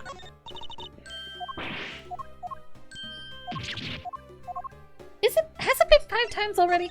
Has it been 5 times that this woman has shown up out of nowhere? Like, she disappears and then she shows up. And it's with Edgeworth especially. At least Phoenix gets some break from this woman, but it's been literally a day and she's back. A day and she's back. Why? Why are you here? What do you want? There's a cat trying to get in my closet. Wait from there, you psycho. I am ranting about an old lady. I don't need you to go in my closet because there's dangerous items in there for a cat.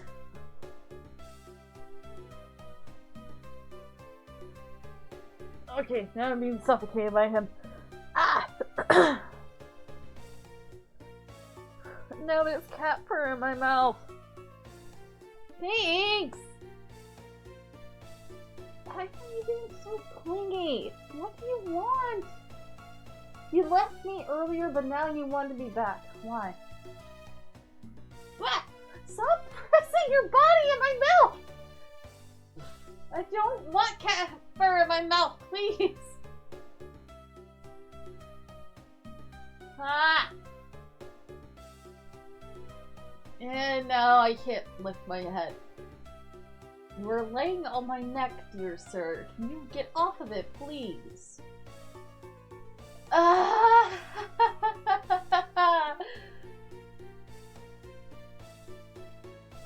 I can't even look up. He's literally laying on my neck. I'm stuck staring at the ceiling. Biggs, get off of my neck! Out of all places, why my neck? Let go. Let go! Ow! You psycho cat. Here. Here. You want attention? Be here. Alright? You happy now? Thanks. You absolute psycho of a man. Crazy cat. Okay. Pink princess. Why are you the pink princess? Now then, what are you doing here? I thought you were working at Gatewater Land as the Pink Badger. What are you talking about? That was ages ago! That was yesterday! Take Kitty on your lap and let Binks sit, rolling on the floor laughing emoji. Why does it read it out loud like that? He is on my lap, thank you. He was just on my neck earlier and choking me out.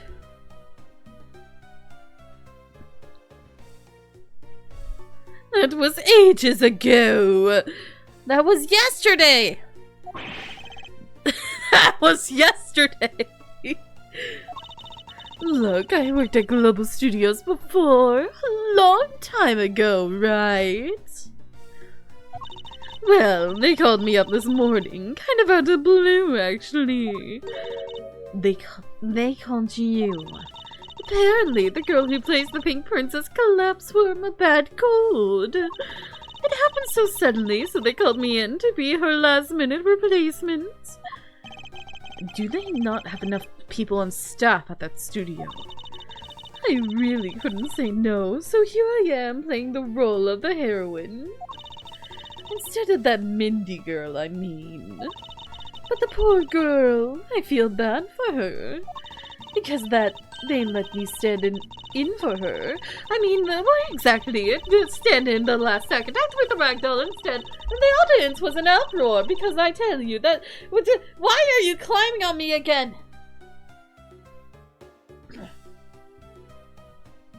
I will read that in a second. He's about to jump off me because people are home. Yes! Leave me be! Crazy cat! I'm covered in cat fur in my mouth. Bleh!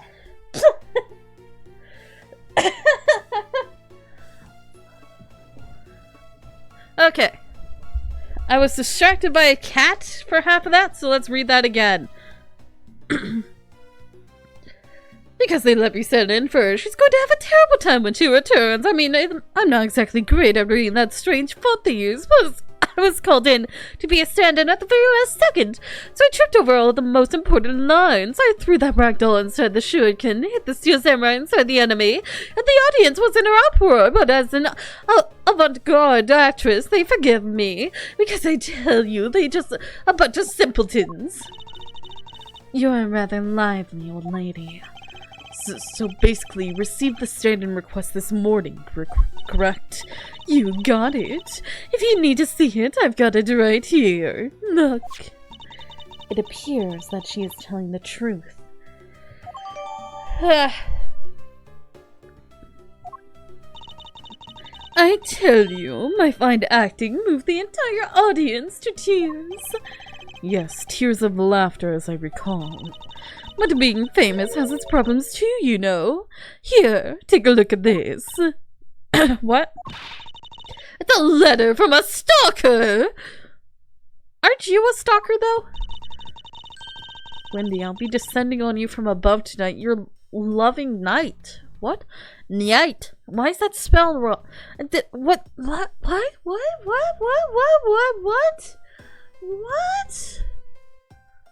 Okay. Why are the E's eyes? Why are the E's eyes? What is this? Is that meant to be Mindy then? Is that meant to be an M? Descending on you from above tonight. Larry! Larry! Freaking Larry! Wait a second. Wait a second.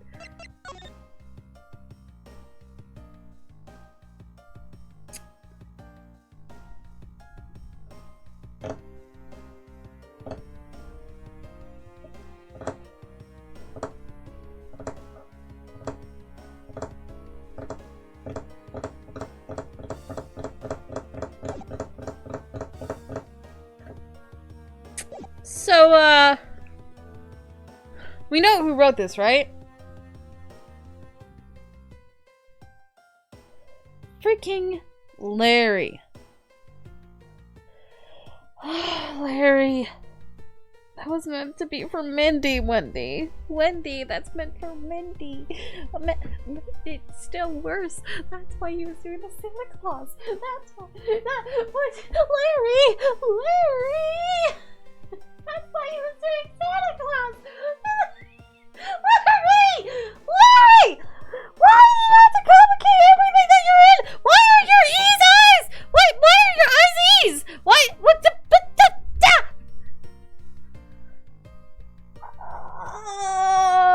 Not to mention, it's not out of context. This is terrible.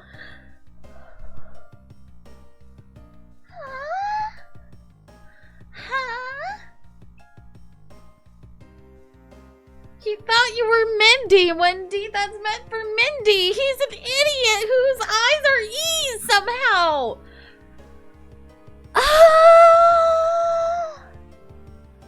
Oh my gosh. Okay, well, do we actually have a profile for Mindy? No, we just have one for Old Bag. Ex-security lady. That's what it's... Wait a second. Ex-security lady. Okay.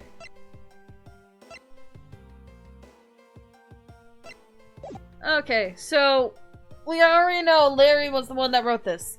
I was just taking my break when I found this stuck under the door to my room.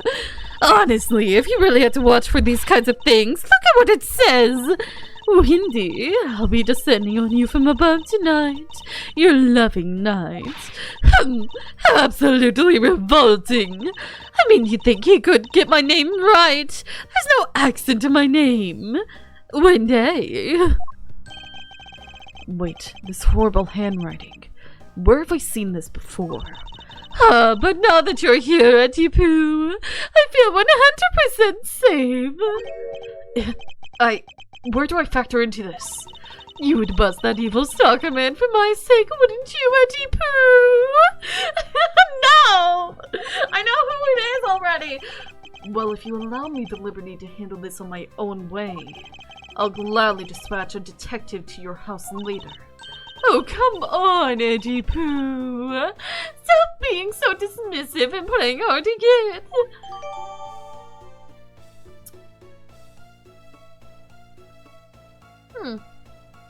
So, yeah.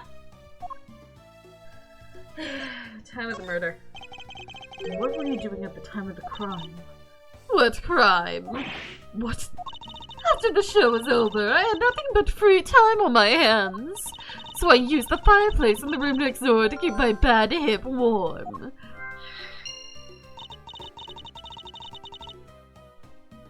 Oh. Well, a murder occurred in this room right next to yours. Is that right? Oh, Edgy Pooh! I'm so scared! Hold me! Caress me! Hold it! If you could please not cling to me, to my personage. In any case, I take it then you failed to show up at Ambassador Alba's speech. Oh, that. No, I didn't go. I mean, I may have the heart of a young, tender maiden, but my body just refuses to cooperate at times.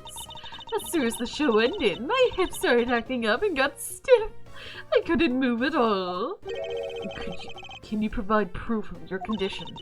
Oh, you just go on ahead and ask the doctors in the infirmary. They're the ones who carried me from the theater all the way to this embassy. I have to admit, the thought of her not being able to leave that room is rather pleasant. Dog! Dog! Sweet puppy dog boy! Prosecutor Von Corba, I've brought the police dog as you requested, sir. Good work. You may leave now, officer. This dog. Isn't it Gumshoes? I requested the assistance of the dog in our search for the Yadagarzu. Looks like you guys have some pretty bright dogs in this country, too. Hey, you're a real cutie, aren't you? Yeah, that's a good boy. How's the police dog Gumshoe's been taken care of? I think his name is Missile. What a fitting name for a police dog that dashes out in front of and attacks. That action alone isn't exactly what's going to solve the case for us, you know. Now, Missile, if you want to find some clues, go! I want you to find some clues. Go!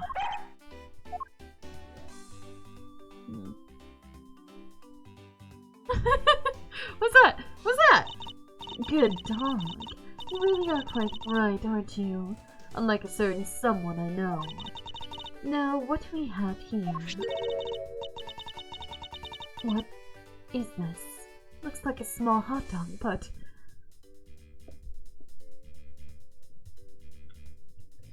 Freaking Larry! That's a samurai dog from his hot dog stand! It's a freaking samurai dog! Why? Wait, Francisca, isn't that an official samurai dog? Why are you growling now? No! Bad Missile! He ate it. Wonder if it's alright for him to eat that. It had onions on it. No, it's not. It's just a meat substance snack featuring the Steel Samurai. I'm sure he'll be fine. That's quite a bit of information you gathered there in a single quick glance. I should really be focusing on why there was a samurai dog there in the first place.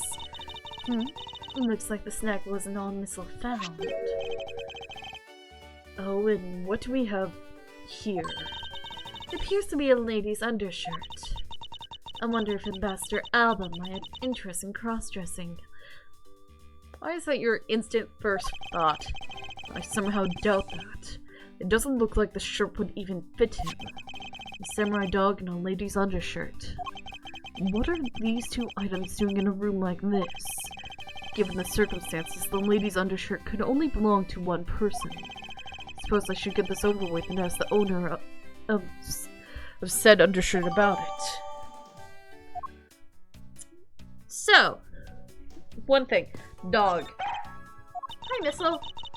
He was a much bigger help than I thought he would be. Yes, however there are a few aspects I don't understand about what he found. In that case, you should keep on investigating until you do understand.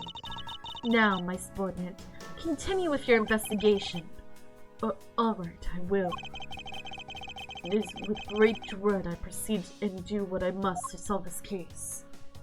I think she's trying to treat me like a dog. So, we know who it belongs to, but let's just see what she has to say for this. Ah, what a strange twist of events! Because they needed a stand-in, I was able to become a heroine just like that. I assume the actual reason you were called in is due to a lack of personnel. Well, there's that too. But no matter what you say, it's obvious I have presence. I bet that's how I got the eye of the director. I ask you, is being beautiful really such a crime? I suspect even the director is lamenting the lack of personnel from the depths of his heart. So the person will be descending on me from above tonight, huh? Oh, Auntie Pooh, I'm so scared! Hold me! It could be the very ceiling fan above us! Save me, dear Auntie Pooh! If you could please not cling on to my personage. Honestly, beautiful people have it so hard. All it took was for me to be up on that stage for a little while and a stalker was born. Actually, the whole time while you were up on that stage, you were in costume. Therefore, no one should have recognized you or what you looked like underneath. And there is that thing, you know. They say people can identify you by your aura. So even without seeing my face, my stalker could see the beauty within me. So you see, that's how I turn the pants off of men. No, I think you, charm pants further on.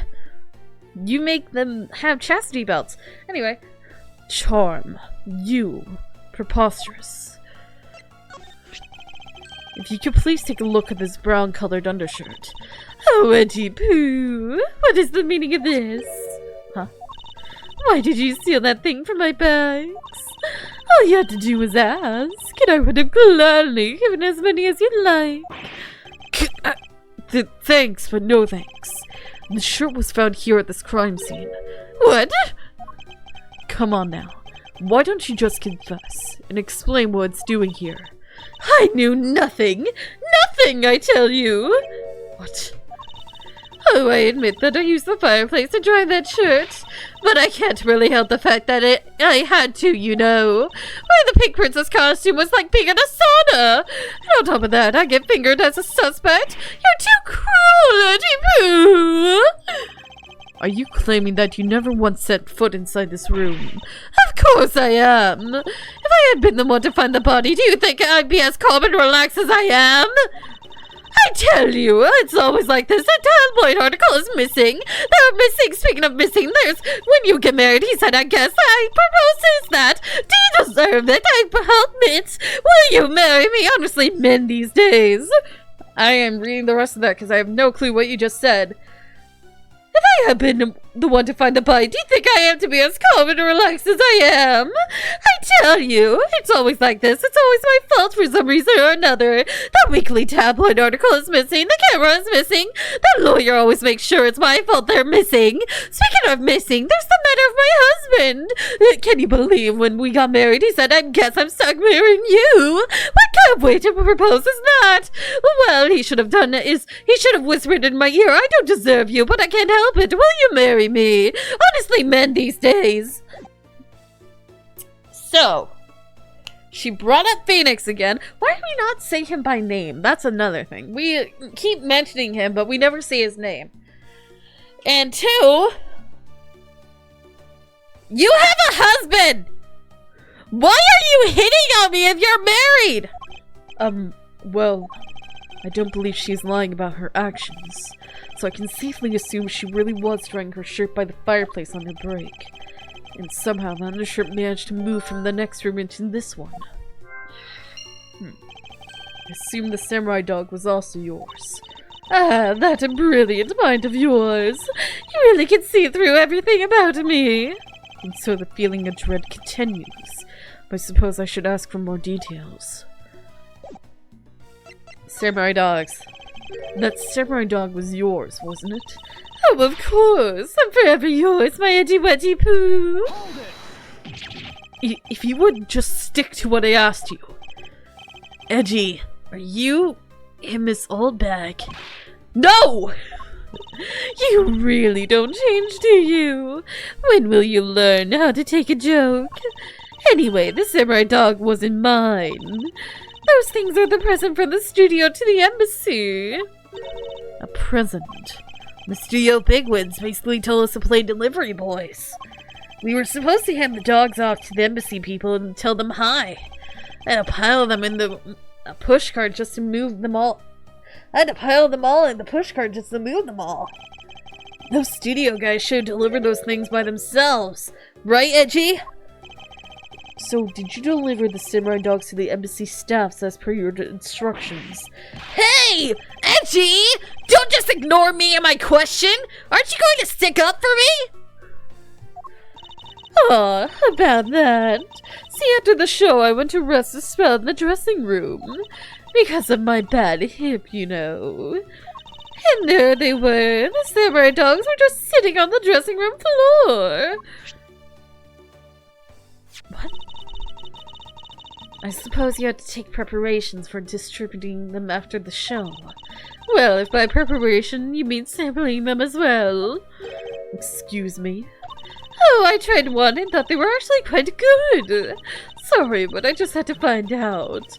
I know it was silly of me to think this, but I figured that since they're for a kid's show, their taste was probably for kids too. But they were so good that I couldn't stop. Before I went back to my room, I just had to help myself to half a dozen or so boxes. Half a dozen boxes! What? As I sat there by the roaring fire, warming them and eating them, I thought, this is...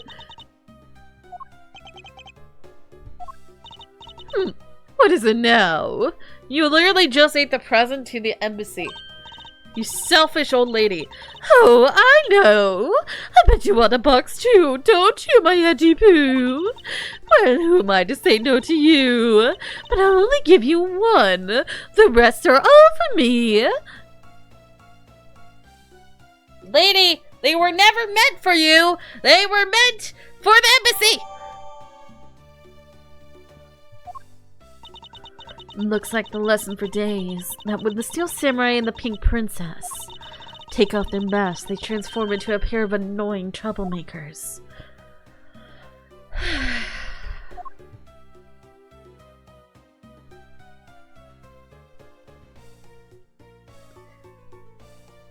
Oh my gosh, okay. This thing really showed me not to underestimate the taste of a snack meant for kids. Was it really that tasty? You don't tell me you haven't had one yet. In that case, I'll just have to feed you one. Now open wide. Here comes the hot dog train. No, that's perfectly alright. I'm currently on the job right now. Please don't feed me like a child. I am not one. Okay, can we leave yet? No, we can't. Hey, dog, I have another samurai dog. Okay, so I think the only thing left is for me to piece things together.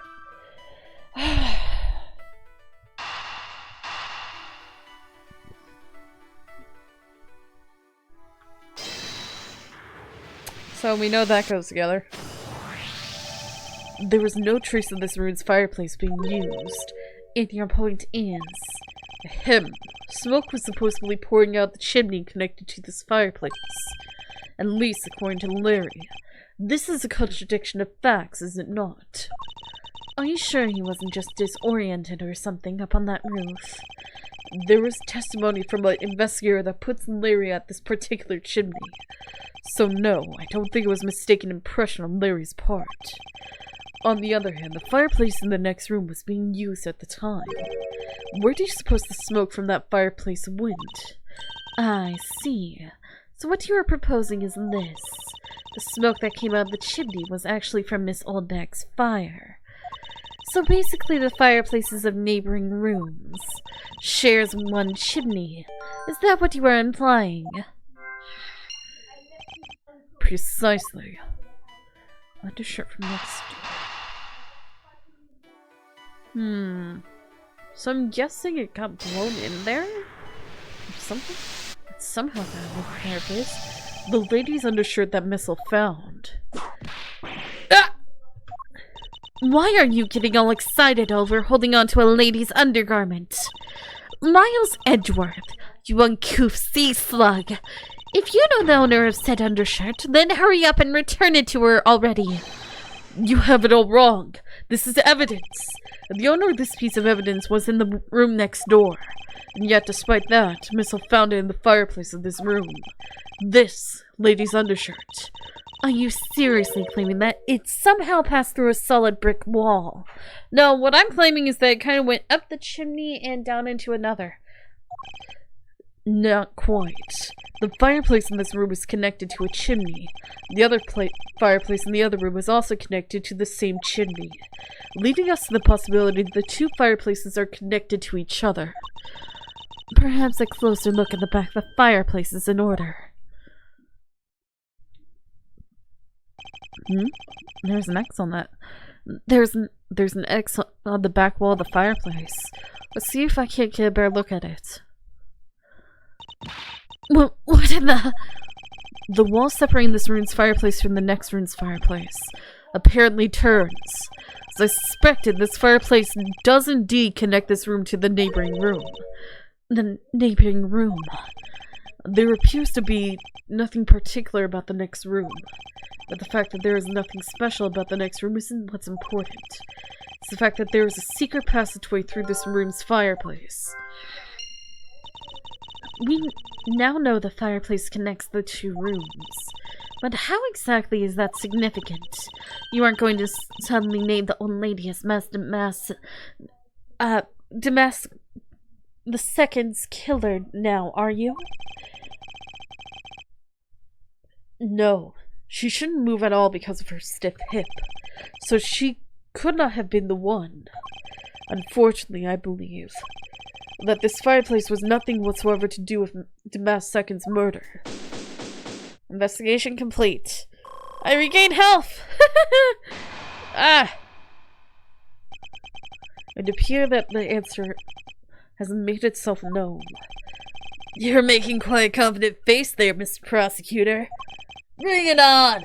I'm ready to counter any argument you may have. Very well then, if you are prepared, I'll show you exactly what my deductions have led me. Good! I'm counting on you, Edgy! Leave it to me, Larry. My first attack will be to expose your lie for what it really is. My lie?!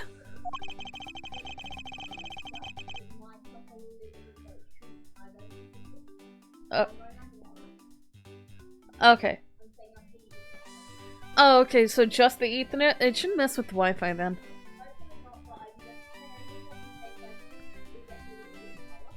Yeah, it's fine. I know that there is still something you are keeping from the rest of us.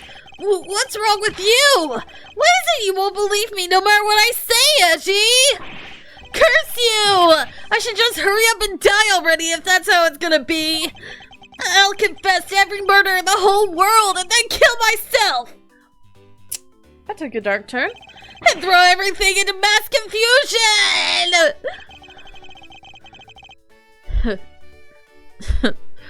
You made some wonderful friends as a child, I see. Larry, I only have one thing to say to you. Even if you make that face at me, it's no use! A man who is ready to die is strong-willed, you know! Larry, it doesn't matter what sort of harebrained trouble you've caused. I only ask that you do not lie to me. If you cause an innocent person to be judged unfairly because of some insipid lie, I will never forgive you. Edgy!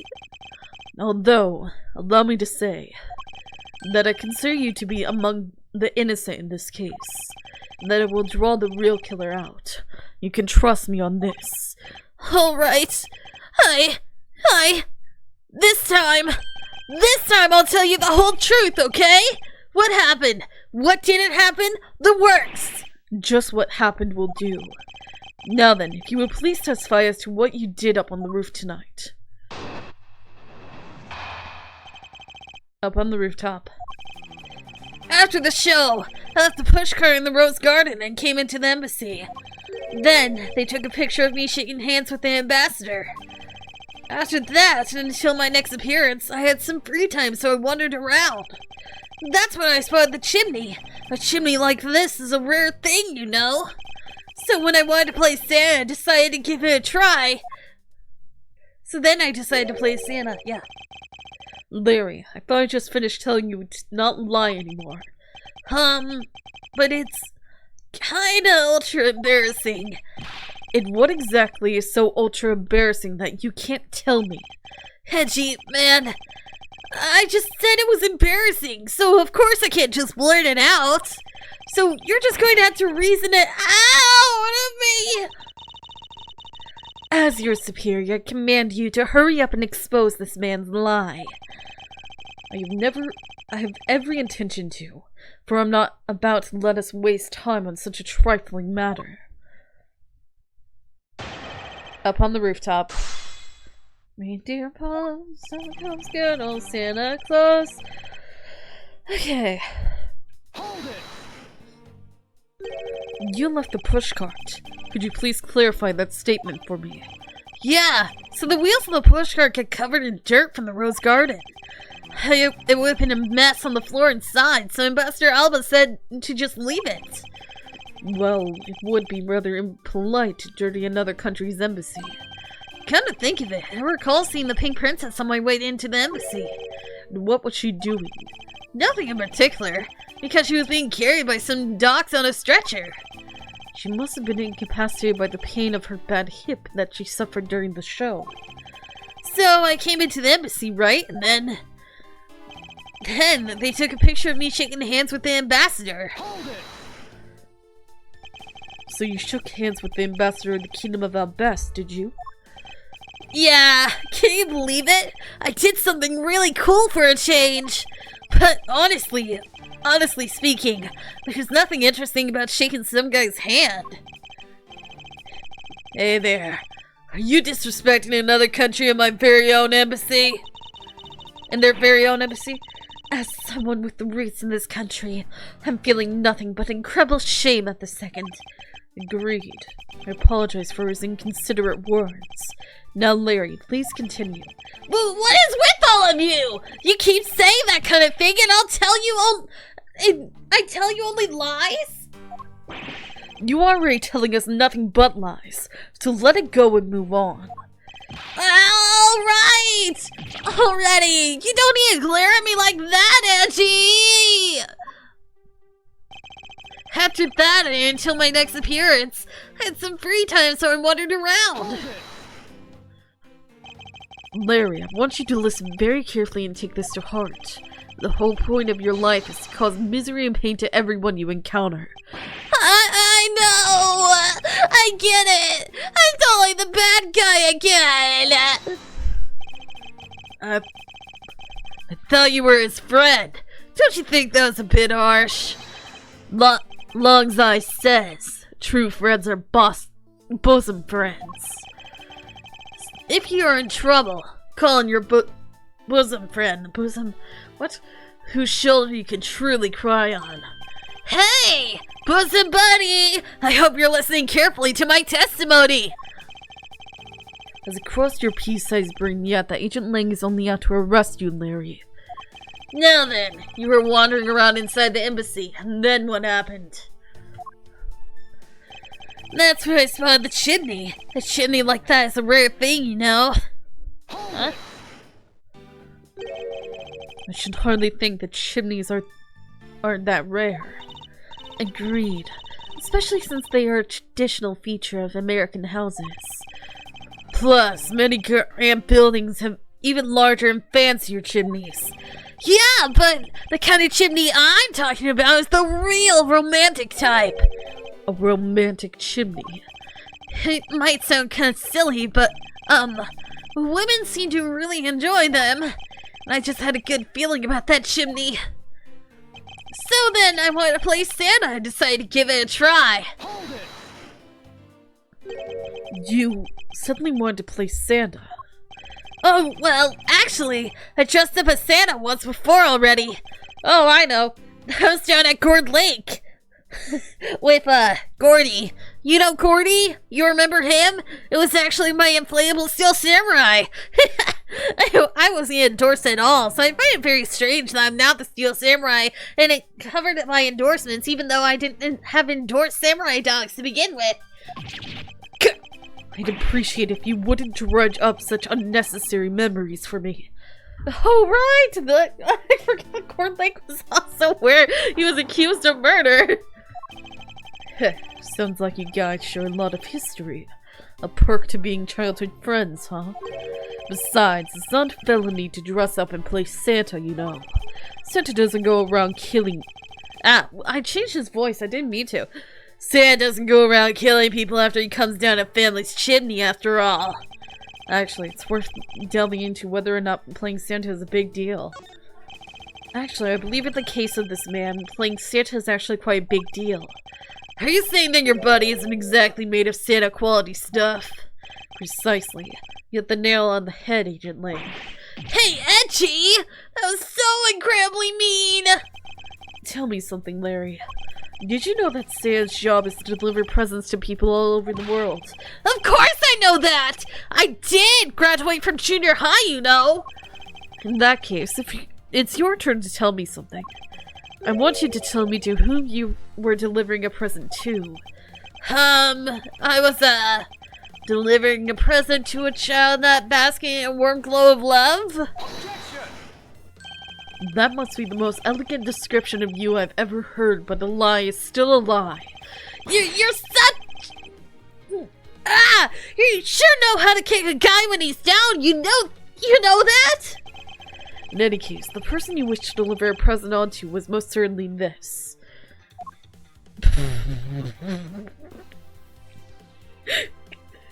Take that! Interesting taste you had there, Mr. Suspect. Don't spread lies about me! I totally didn't want to see Miss Oldbag so much that I try and go down a chimney! Ow! I advise you to stop right there in the bashing of a lady. Well, I must admit that I, myself, hardly ever have the want to run into that lady. However, what if you were misinformed and under the wrong impression? Then what? Define wrong impression. I simply mean that the man before you thought to enter the old lady's room, without knowing one very important fact, and that fact is best summed up with this. Larry, I'd like you to take a look at this piece of evidence. No way! But it's not really all that important, is it?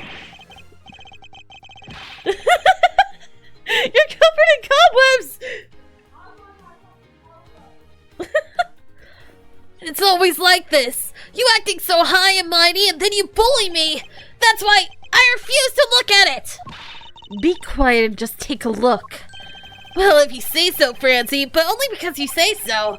Some people never change, even if their attitudes change at the whim of a woman. And what's up with that anyway? Why, it's proof that you never even knew existed, of course. Oh, is that all? Well, I don't need it right now, so I'll just give it back to you. What? Heh, I've got you on the ropes now, don't I? Was the piece of evidence related to the question at hand? I need to think through this one more time. Larry didn't know one very important fact when he tried to sneak into the old bat's room. Oh, gosh. I know what it was. A standard request. I submitted the love note. This is something the old lady received from her employer for the night. The girl who normally plays the pink princess. Mindy, was it again? It seems that the man is quite taken with that actress. But that's not true, Edgy. Huh? She's the one with the hots for me. I just know it. I can feel her sexy beam piercing my heart when she's watching me. Sexy beam, I tell you! You filthy, despicable, inconsiderate, fickle, idiotic, cowardly apparition of a man! You haven't matured at all since we last met. Hey, Mr. Prosecutor. Yes? This guy, he's got bigger problems than just getting involved in murders, I take it. Suppose you could put it that way. Hey! What the heck, man? I don't get you guys. I don't get you guys at all. Why do you all have to make me out to be some sort of bad guy? To return to the original topic, I propose that at least this much has been made clear. Without any knowledge that Miss Mindy had fallen ill, Larry tried to make his way into the Pink Princess's room. Ah! That much we know for sure.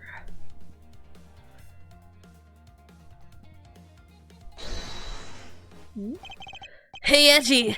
Looks like I got the hang of this court thing now. But we're not in court at the moment. Shut up! I see what's going on here, and it looks just like what you do in court. I guess the old boy here still has something he'd like to say. Long Zai says, until the root of the tongue dries, one never knows the whole truth. You shouldn't form conclusions until everything's out in the open, which is why I'll listen. Alright, then get ready to listen to me defeat Edgy in a battle of wits! Larry, have you forgotten that should I lose, your victory prize will be your arrest? Larry's assertion. So you think that that's all I wanted to do was to go visit Mindy? Well, I dressed up as Sarah and climbed up to the chimney, but the smoke was really thick. It was the case of mistaken identity, and that mistake made me late for the speech. Then, to top it all off, I became a suspect in a murder. That's what you really meant. But why would I ever put myself through so much humiliation on purpose? 'Cause you're in love. Hey! Someone say something! Larry, are you seriously trying to submit this, not as a confession, but as testimony? So what if I am? Is there something wrong with that? My claim is a claim. Claiming my claim. Do you have a problem with that? So it was you! You are my stalker!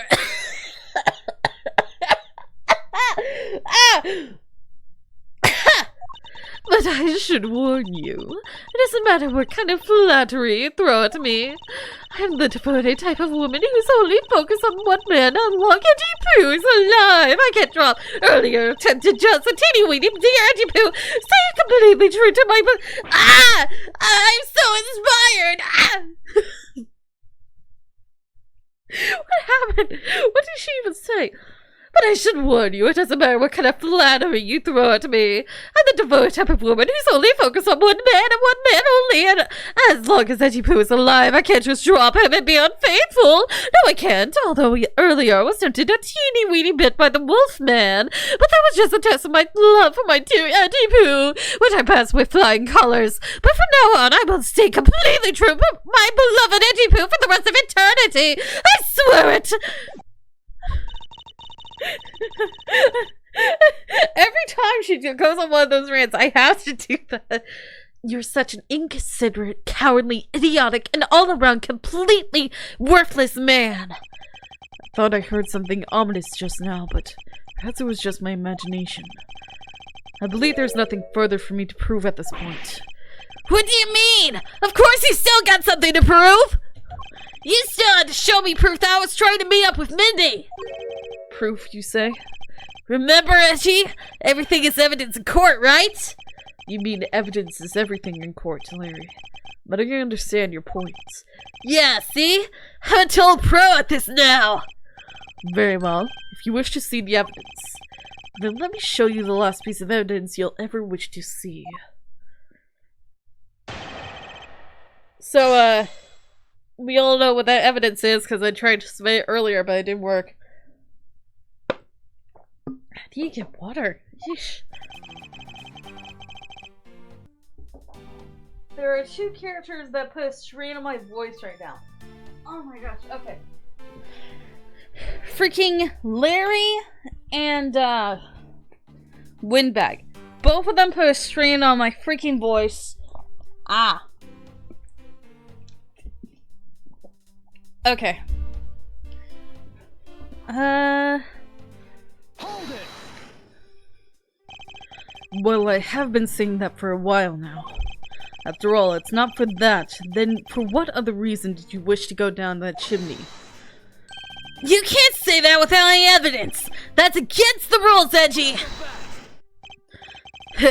Thanks for keeping the prosecutor in line for me, Mr. Suspect. I have the evidence, and if you wish to see it that badly, I can introduce you to. But it's no good to keep them waiting, my subordinate. Hurry and show them already. Lies! All lies, Edgy! Well, if you wish to lie, then by all means continue. Because I'm ready to expose your lie at a moment's notice. You won't get the best of me! Now let's see. Well, I dressed up as Santa and climbed up to the chimney, but the smoke was really thick.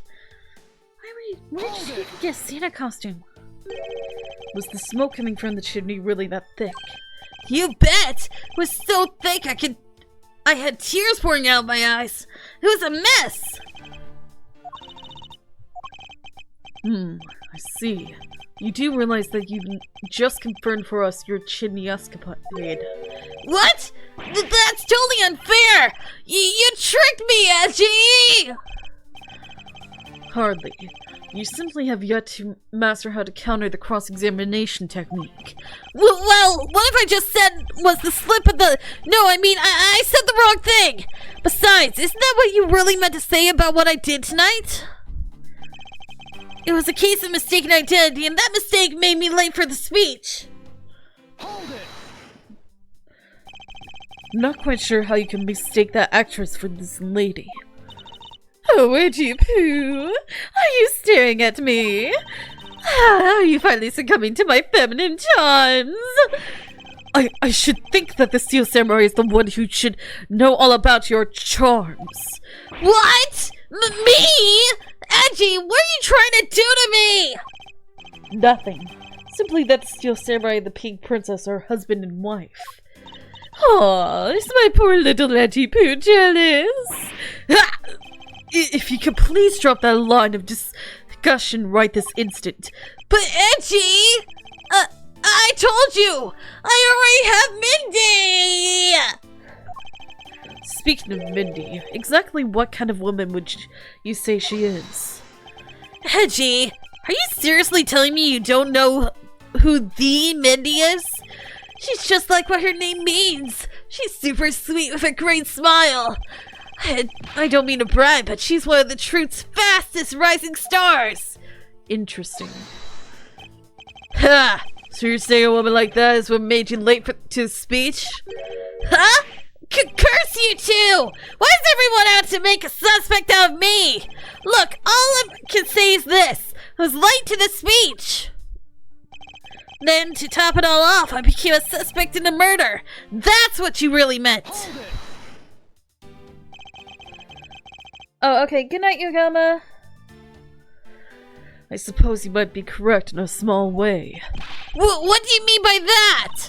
Besides being a suspect in a murder, there are a few other things you are suspect of. Oh, not you too, Francie. You tried to stalk me, but I won't let you intimidate me like that. Who gave her a sword? Look, I already told you, Miss Oldbag. I wasn't after you. I was trying to see Mindy. Hey, Mr. Prosecutor, can I just arrest this guy already? I completely understand how you feel, Agent Lang. Wait! Please! Listen to what I have to say! If you have a serious assertion to make, then I consider listening. However... When you hear this message, I already left. Hey, hey, hey. What is it? Hi. What? Why is it that high-pitched voice anyway? Then I consider listening. However... No problem! I'm gonna put all I've got into this, so listen good, okay? But why would I ever put myself through so much humiliation on purpose? Larry, this is the final point you wish to make. You got it! I've called all the energy I have and told it to you with all my soul! In that case, allow me to take that soul and break it. Huh? Yes, we'll stamp it under our feet until it's been ground into a fine powder. A fine powder?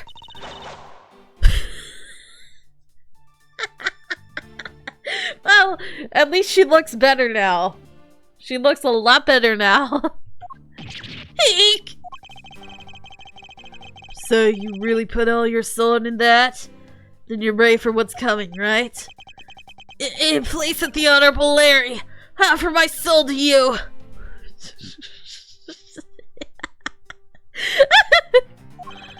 Larry, come out from behind there and face this like a man. You're scary, Mr. Lee! You're scary, my liege! This whole testimony is one giant confession of all he's done tonight. He's practically begging me to show why he bothered to put himself through all of this.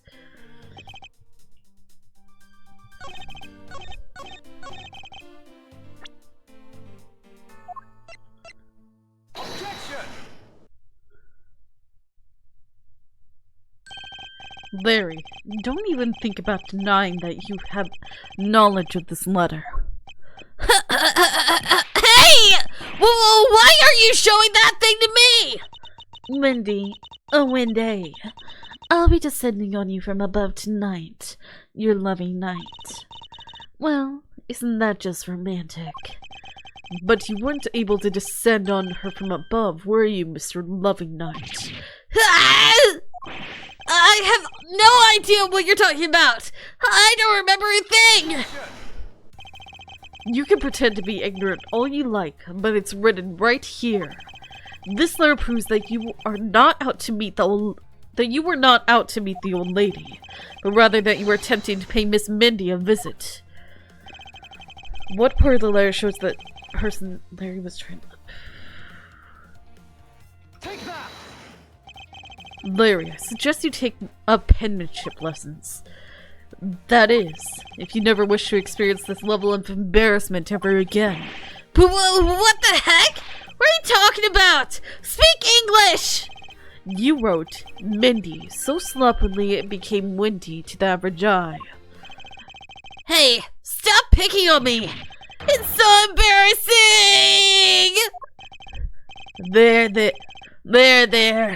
Isn't that what childhood friends are for? They're the best, aren't they? For punching.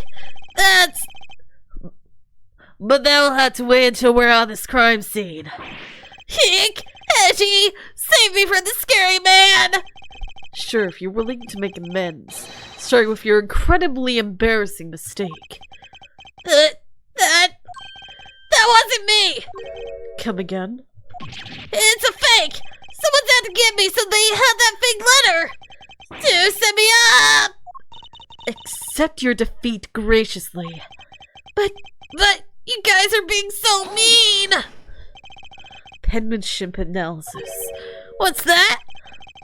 No matter who, all people have certain unique features to their handwriting.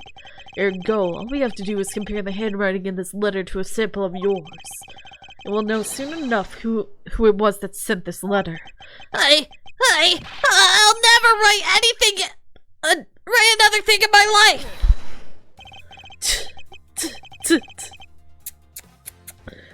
That was our noise. It's no use, Mr. Loving Knight.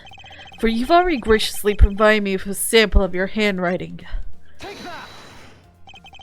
This autograph and our mysterious letter. If we compare the handwriting, we'll know the answer to our questions soon enough. Confess now, Larry, to your miserable failure. I'm sorry!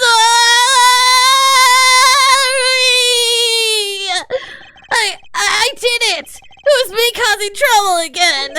I admit it! You hit the nail right on the head, Edgy! So he finally confesses. I saw the pink princess being carried around in a stretcher and I got worried, alright? I wanted to go into Mindy's room, but the doctors wouldn't let me in! So what choice did I have? It was the chimney or bust, Edgy! Your mind jumped from the door to the chimney.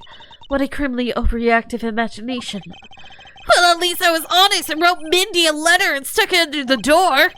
That way she wouldn't be so shocked when I came down through the chimney. Except for the fact the letter was an utter failure at conveying such sentiment. I'm really, really sorry. Larry, you may be a shameful, good-for-nothing blight on the face of humanity. However, I always knew you weren't the killer. I told you to trust me, because at the very least I can attest to that about you. Edgy, you're...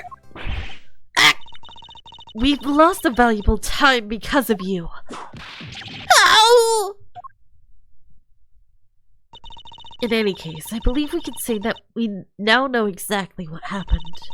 Mr. Larry Butts sought to climb down the chimney, not for access to the crime scene, but to enter the room with the elderly lady next door. Great job, Mr. Prosecutor.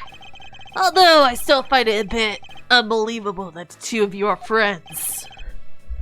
Oh, you don't know what happened in elementary school. But the suspicion on the guy over there isn't completely resolved yet. So don't get any funny ideas about running off, okay? Ow! What? Hey! What? Edgy! What does the Wolfman mean? He says I'm not off the hook yet. He means the murder weapon. Larry, did you forget? There are 2 layers of suspicion hanging over your head. That's exactly what I mean. We can't only rely on the words of the suspect, after all. We may have figured out where he was and what he was doing all night, but the blood-stained samurai sword was left at the crime scene. As long as there's no satisfactory explanation for that, this wolf will refuse to ease up on his bite. Eek! Edgy! The guy! He looks like he's seriously about to take a bite out of me! I'm well aware, and you should be as well, that this upcoming battle will be crucial. Thanks to thanks to the cooperation of our lovely bumbler. I've been dealt a very nice hand as sweet trump card. Looks like we're about to enter the final bout. Now, Mr. Prosecutor, let's see what you've got. I can easily point out the contradiction in the supposed murder weapon. But the real problem for me is figuring out where the real murder weapon is. This will be a high-stakes gamble. But this is one game I can't afford to lose. Need 2 seconds. Before I keep going, I need 2 seconds. Back to the argument with, Mr. Wolverine. I was the one who found the body of the victim, Damas II. Beside him was the samurai sword, glittering red and offering up the sin of blood. It was supposed to be the Steel Samurai's dressing room, but I found it here instead. Plus, I found the murder weapon's owner. The suspect, Larry Butts, is in here too. Isn't it a bit far-fetched to accuse someone simply on the bias of ownership? But the owner wanted to sneak out onto the crime scene. I think that's a plan to go on, don't you? Hold it! If you're alluding to his reason for being by the chimney, we've already established that. I'm having problems.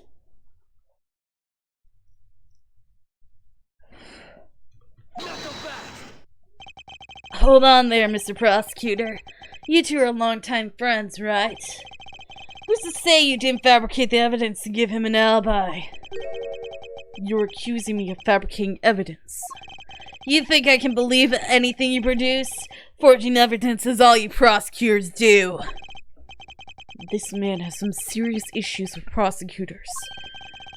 But come on! I can't think up something as complicated as that. Right, Edgy? Larry, I can agree because I know you and your personality well. However, Agent Lang knows nothing about you.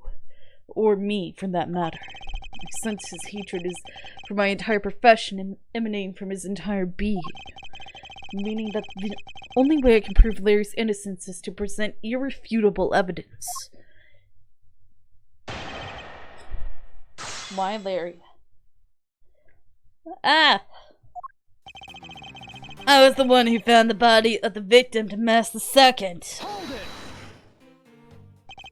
So you were the first to discover the body this time. This time? What's that supposed to mean? You better watch what you say. Only said this time because earlier Kay was the one to discover the body in Babel. And your secretary, Agent Shina, was ready to accuse her of murder for that.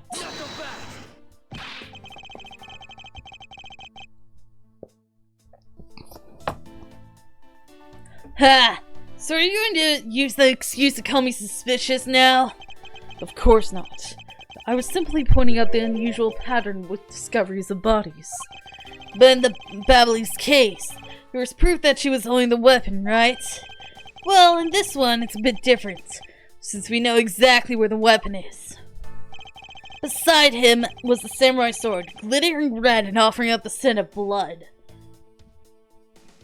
Hold it! Topiary is staring into my soul right now. Excuse me, but glittering red and offering up the scent of blood. Do I have to spell it out for you? I mean the sight and the smell of blood, of course. According to the test, the blood on the sword belongs to the victim. The sword was made to only be used on stage, so it's not sharp, but it's pretty weighty. It's certainly heavy enough to beat someone to death with. Which leads me to suspect the victim was beaten to death with a sword. Beaten to death, huh? That last statement is too important to just let slip by. Beside it was the samurai sword, covered in the victim's blood. Hold it! So the sword is covered in the victim's blood. Yeah, the lab results confirm the blood on the sword matches the victim's. But the sword is as dull as a vanilla envelope. It's just a stage prop, after all. The Steel Samurai is all about safety first, so you can't use it like a real sword. The Steel Samurai has spoken. The Pink Princess also appears to have something she'd like to petition to you personally. What the Pink Princess would like to say can wait for the day after eternity. Anyway, my point is that even though the sword is too dull to slice with, it's certainly heavy enough to bludgeon someone to death with. Therefore, I suspect he beat the victim to death with that thing. I have proof otherwise, but let's keep going. About the samurai sword, have you received a report from forensics yet? They confirmed the blood on the sword belongs to the victim. Alright, but have they confirmed the outline of his wound is consistent with the weapon? Tell me something. Do you see the dead body right there in front of you? So, if they were conducting the autopsy right now, shouldn't that body not be here? Well... I suppose so. Guess they must still be investigating this room.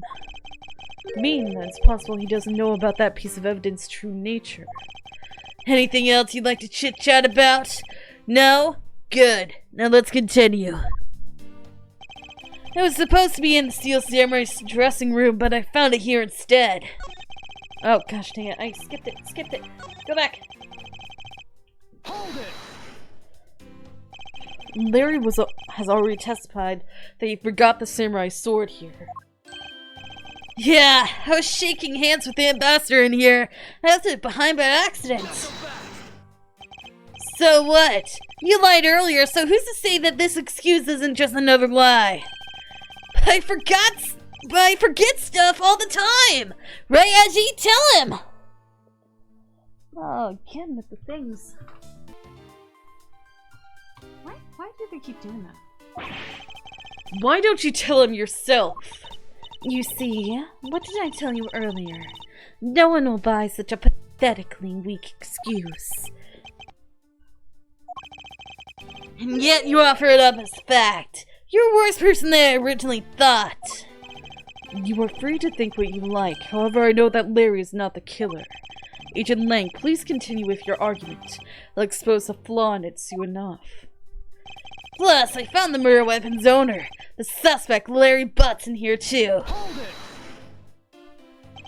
Just because he is the owner of the weapon, therefore he must be the killer, is it? No. Climbing all the way up the chimney is plainly suspicious in my book as well. Regarding that, I have already drawn the truth out, and the truth is one thing I don't bring. It doesn't matter if you or whoever. You prosecutors are all the same. And as for me, prosecutors are the one thing I don't trust in. An agent who doesn't trust prosecutors? What are you playing at? Sorry, sis.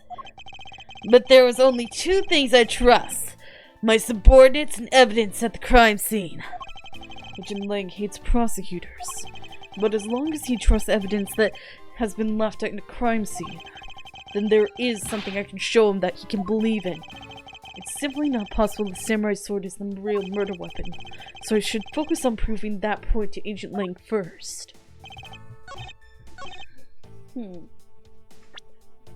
So, pretty sure it's made the same material as this other piece of evidence. Objection!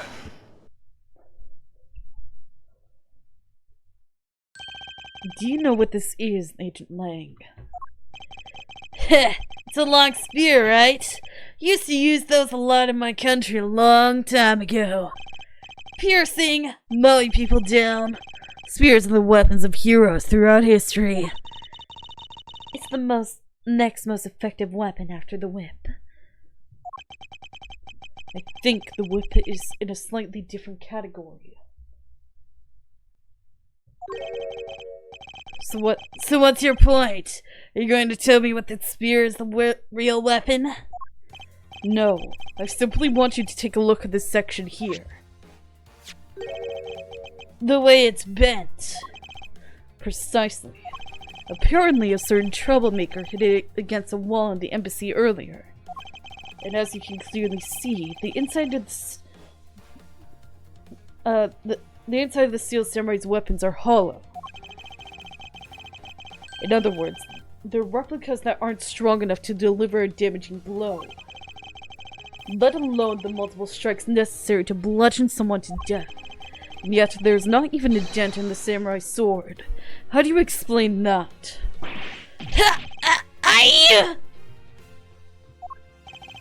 Oh yeah! The sword and the spear are made of the same stuff, so they bend easily. I wish they'd make them out of better stuff, because the spear got bent. Wasn't able to do my special early summer rain jab move. Man, I got such an earful from the director of the play for not doing it in the show. Steel Samurai's special move was changed tonight because of him? Ouch! That's more than enough of your whiny whimpering. Now, back on the topic of the spear. Yes, let's return to the real topic of discussion. This is where the real gamble begins. I don't have a real strategy per se. So all I can do for now is let the chips fall where they may. Using guesswork and taking risk in place of real logic is hardly the Von Karma way. It's neither smart nor very clever. Miss Von Karma, as you know, unlike your father, I am not a genius prosecutor. Plus, I doubt his record of 40-year win streak will ever be broken. But perhaps it is for the best that it remains unbroken, for no one should have conceived of the notion to convict all defendants in the first place. What a foolishly foolish statement from a foolish fool who hates to lose. It's the job of a prosecutor to make sure that all defendants are found guilty in court. There is nothing more important in the world than a perfect victory.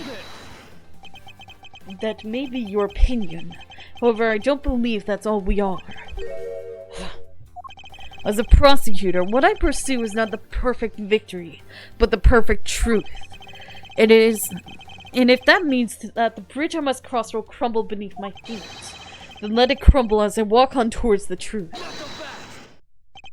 You're good at keeping me entertained, Mr. Prosecutor. You know, humans are delicate creatures.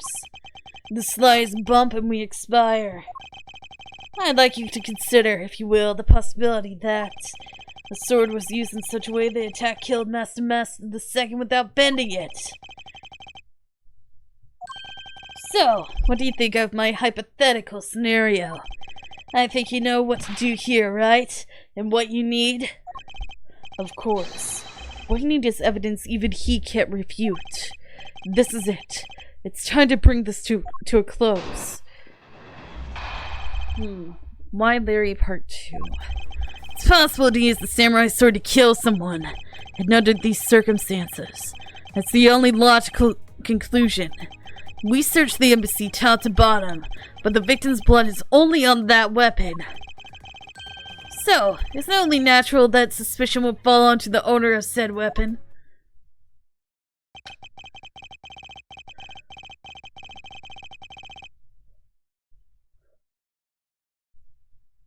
Wait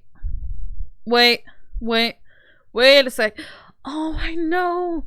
How long do you intend to cling on to that preposterous theory?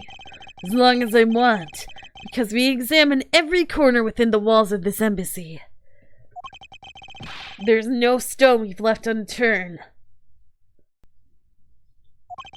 And we have managed to come up with the only one logical conclusion. That the only place inside this embassy with the victim's blood on it is the sword. You left no stone unturned. Is that a fact? If you've got something to say, then say it in the only way I respect, Mr. Prosecutor.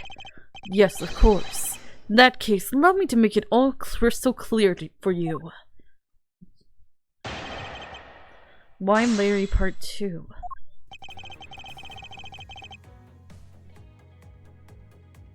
It's possible to use the samurai sword to kill someone.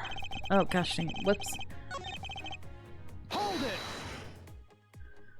May I inquire as to how you are able to make such a claim, Agent Lang? Long Zai says, capable of miracles beyond comprehension, a mysterious creature is a man. rather than man. It's Agent Ling quotes that are getting increasingly incomprehensible. The human body is a mysterious thing, even with a toy-like sword. It's easy to kill a man if you hit just the right spot, which is why I think it's possible to kill with this thing without leaving a dent. But we can only be sure one way or the other by seeing if the wound matches the sword. I know that. But as long as it's a possibility, I can proclaim it as much as I like. And under these circumstances, it's the only logical conclusion.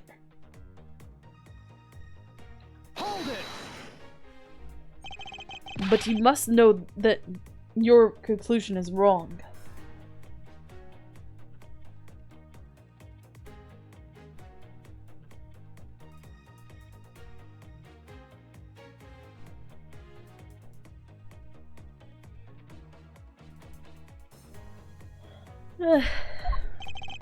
Given the circumstance I'm in, the only people I can trust are my subordinates. Because they're a much more trustworthy bunch than your prosecutors will ever be. You call yourself a professional. You still don't see, do you, Mr. Prosecutor? You have to earn my trust. And the only way to do that is to show me proof of another possible murder weapon. Another possible weapon. In this room, there's only one other thing left. This is going to be a gamble, but I can't withdraw from the game now. You're not going to get me to trust you by the power of your glare alone, you know. Plus, I have other reasons as to why I think the samurai sword is the murder weapon. We searched the embassy top to bottom, but the victim's blood is only on that weapon. The only place where you could find blood was on the samurai sword. That's right, even with luminol. Which means that there's no other possibilities outside what I've already outlined. Do I have a problem with Agent Ling's assertion that the samurai sword is a weapon? If you believe that there is no other door of possibilities left open, then allow me to force one open for you. Huh. And how do you plan to do that? By showing you what may possibly be the real murder weapon. Ha! The real murder weapon. I hate to repeat myself, but my men have already searched every last inch of this embassy. They've concluded that nothing else could have been used as a weapon. Knowing these facts, do you still want to press forward with your little hypothesis? Of course. Because it's not possible that your men inspected everything in their investigation. What are you talking about? I don't appreciate mind games, and I don't appreciate when people like to slander my men. I'm not slandering them, I assure you. I'm merely pointing out that their investigative derangement has a few holes in it. Namely, that there is something your men couldn't even lay a finger on. And that item is the real murder weapon. Alright then. I'll play along for now. The real weapon that killed Damas II. What exactly is it? The real murder weapon, which not a single person has yet to touch, is this. This one. Take that! The national treasure of Albast. You mean the Prima Deck statue? Yes, and as you know, only the ambassador and his secretary may touch it. Which I believe means that neither you nor your men were able to examine it correctly. Correct? Ba. You know very well that if we did that, there'd be an international incident between the Kingdom of Albast and the Republic of Babel. The two countries' precious relationship teeters in the balance over a stupid fight related to a sovereignty statue. But I'll be damned if I let something go unexamined. Agent Ling, if you could take a look at this. The direction of this statue is facing just before and after the crime are different. And there is only one conclusion I can draw from that. Go look for Ambassador Alba and get him to give us the okay to examine the statue. Shifu, you can't listen to this infidel's words. He is most definitely trying to trick you. Shifu, please, let's be rational about this. Gah! Langsai says, just go already! Yes, sir.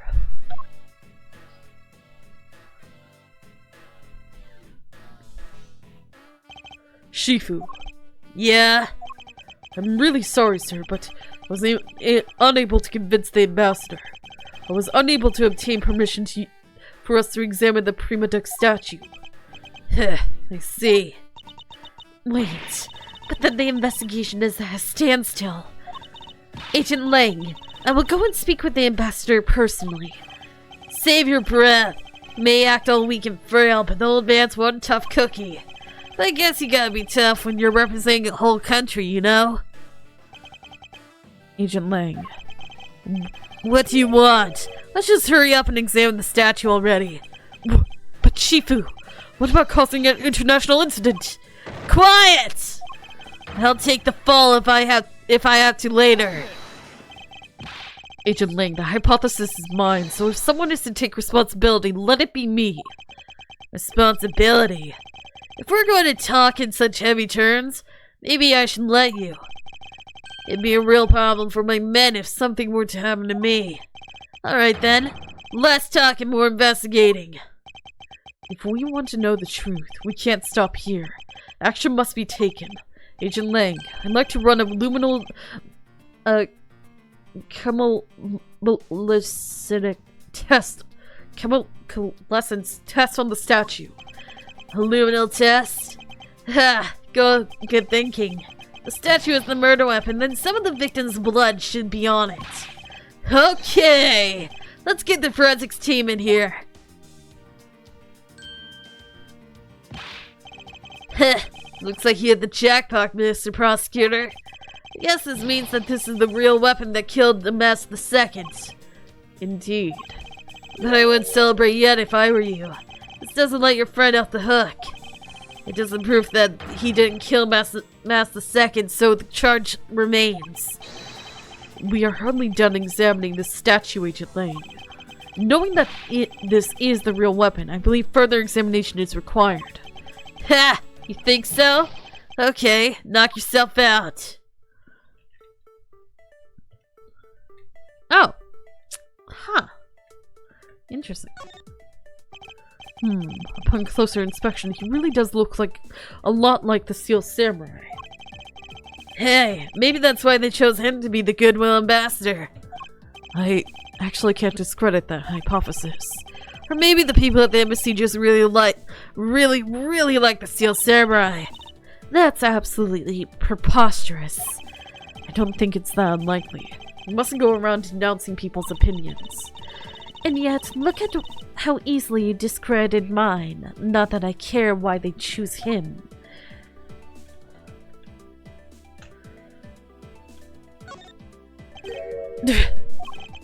And what do we have here? Mystery smudge. It looks like a handprint. What a definitive piece of evidence like you doing under here. Looks like we've got fingerprints to analyze. Worst case scenario, these prints belong to Larry. But it looks like it's too late for me to do anything about that now. Hey, forensic guys! I want results of these fingerprints ASAP, you hear me? Agent Lang, I have the analysis results, sir.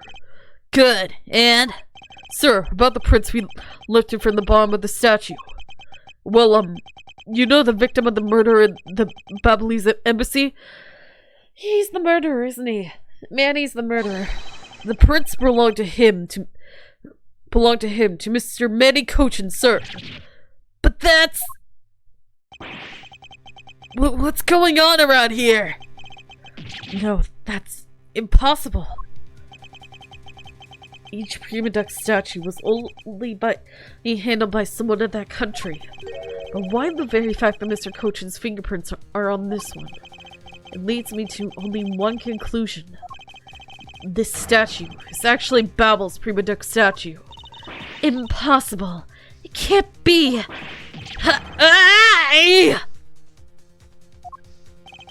Larry never once set foot on the Babbly soil, so he was free to go.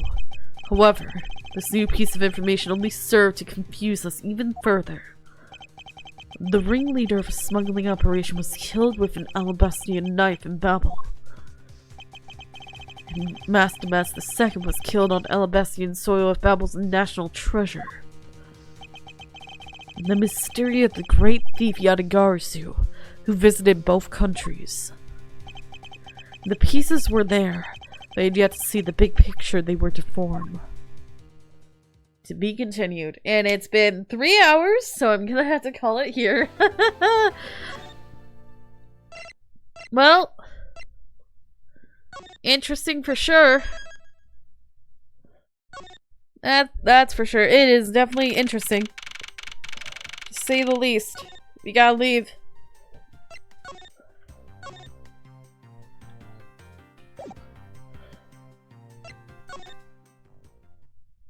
Okay. But that's gonna be it for today.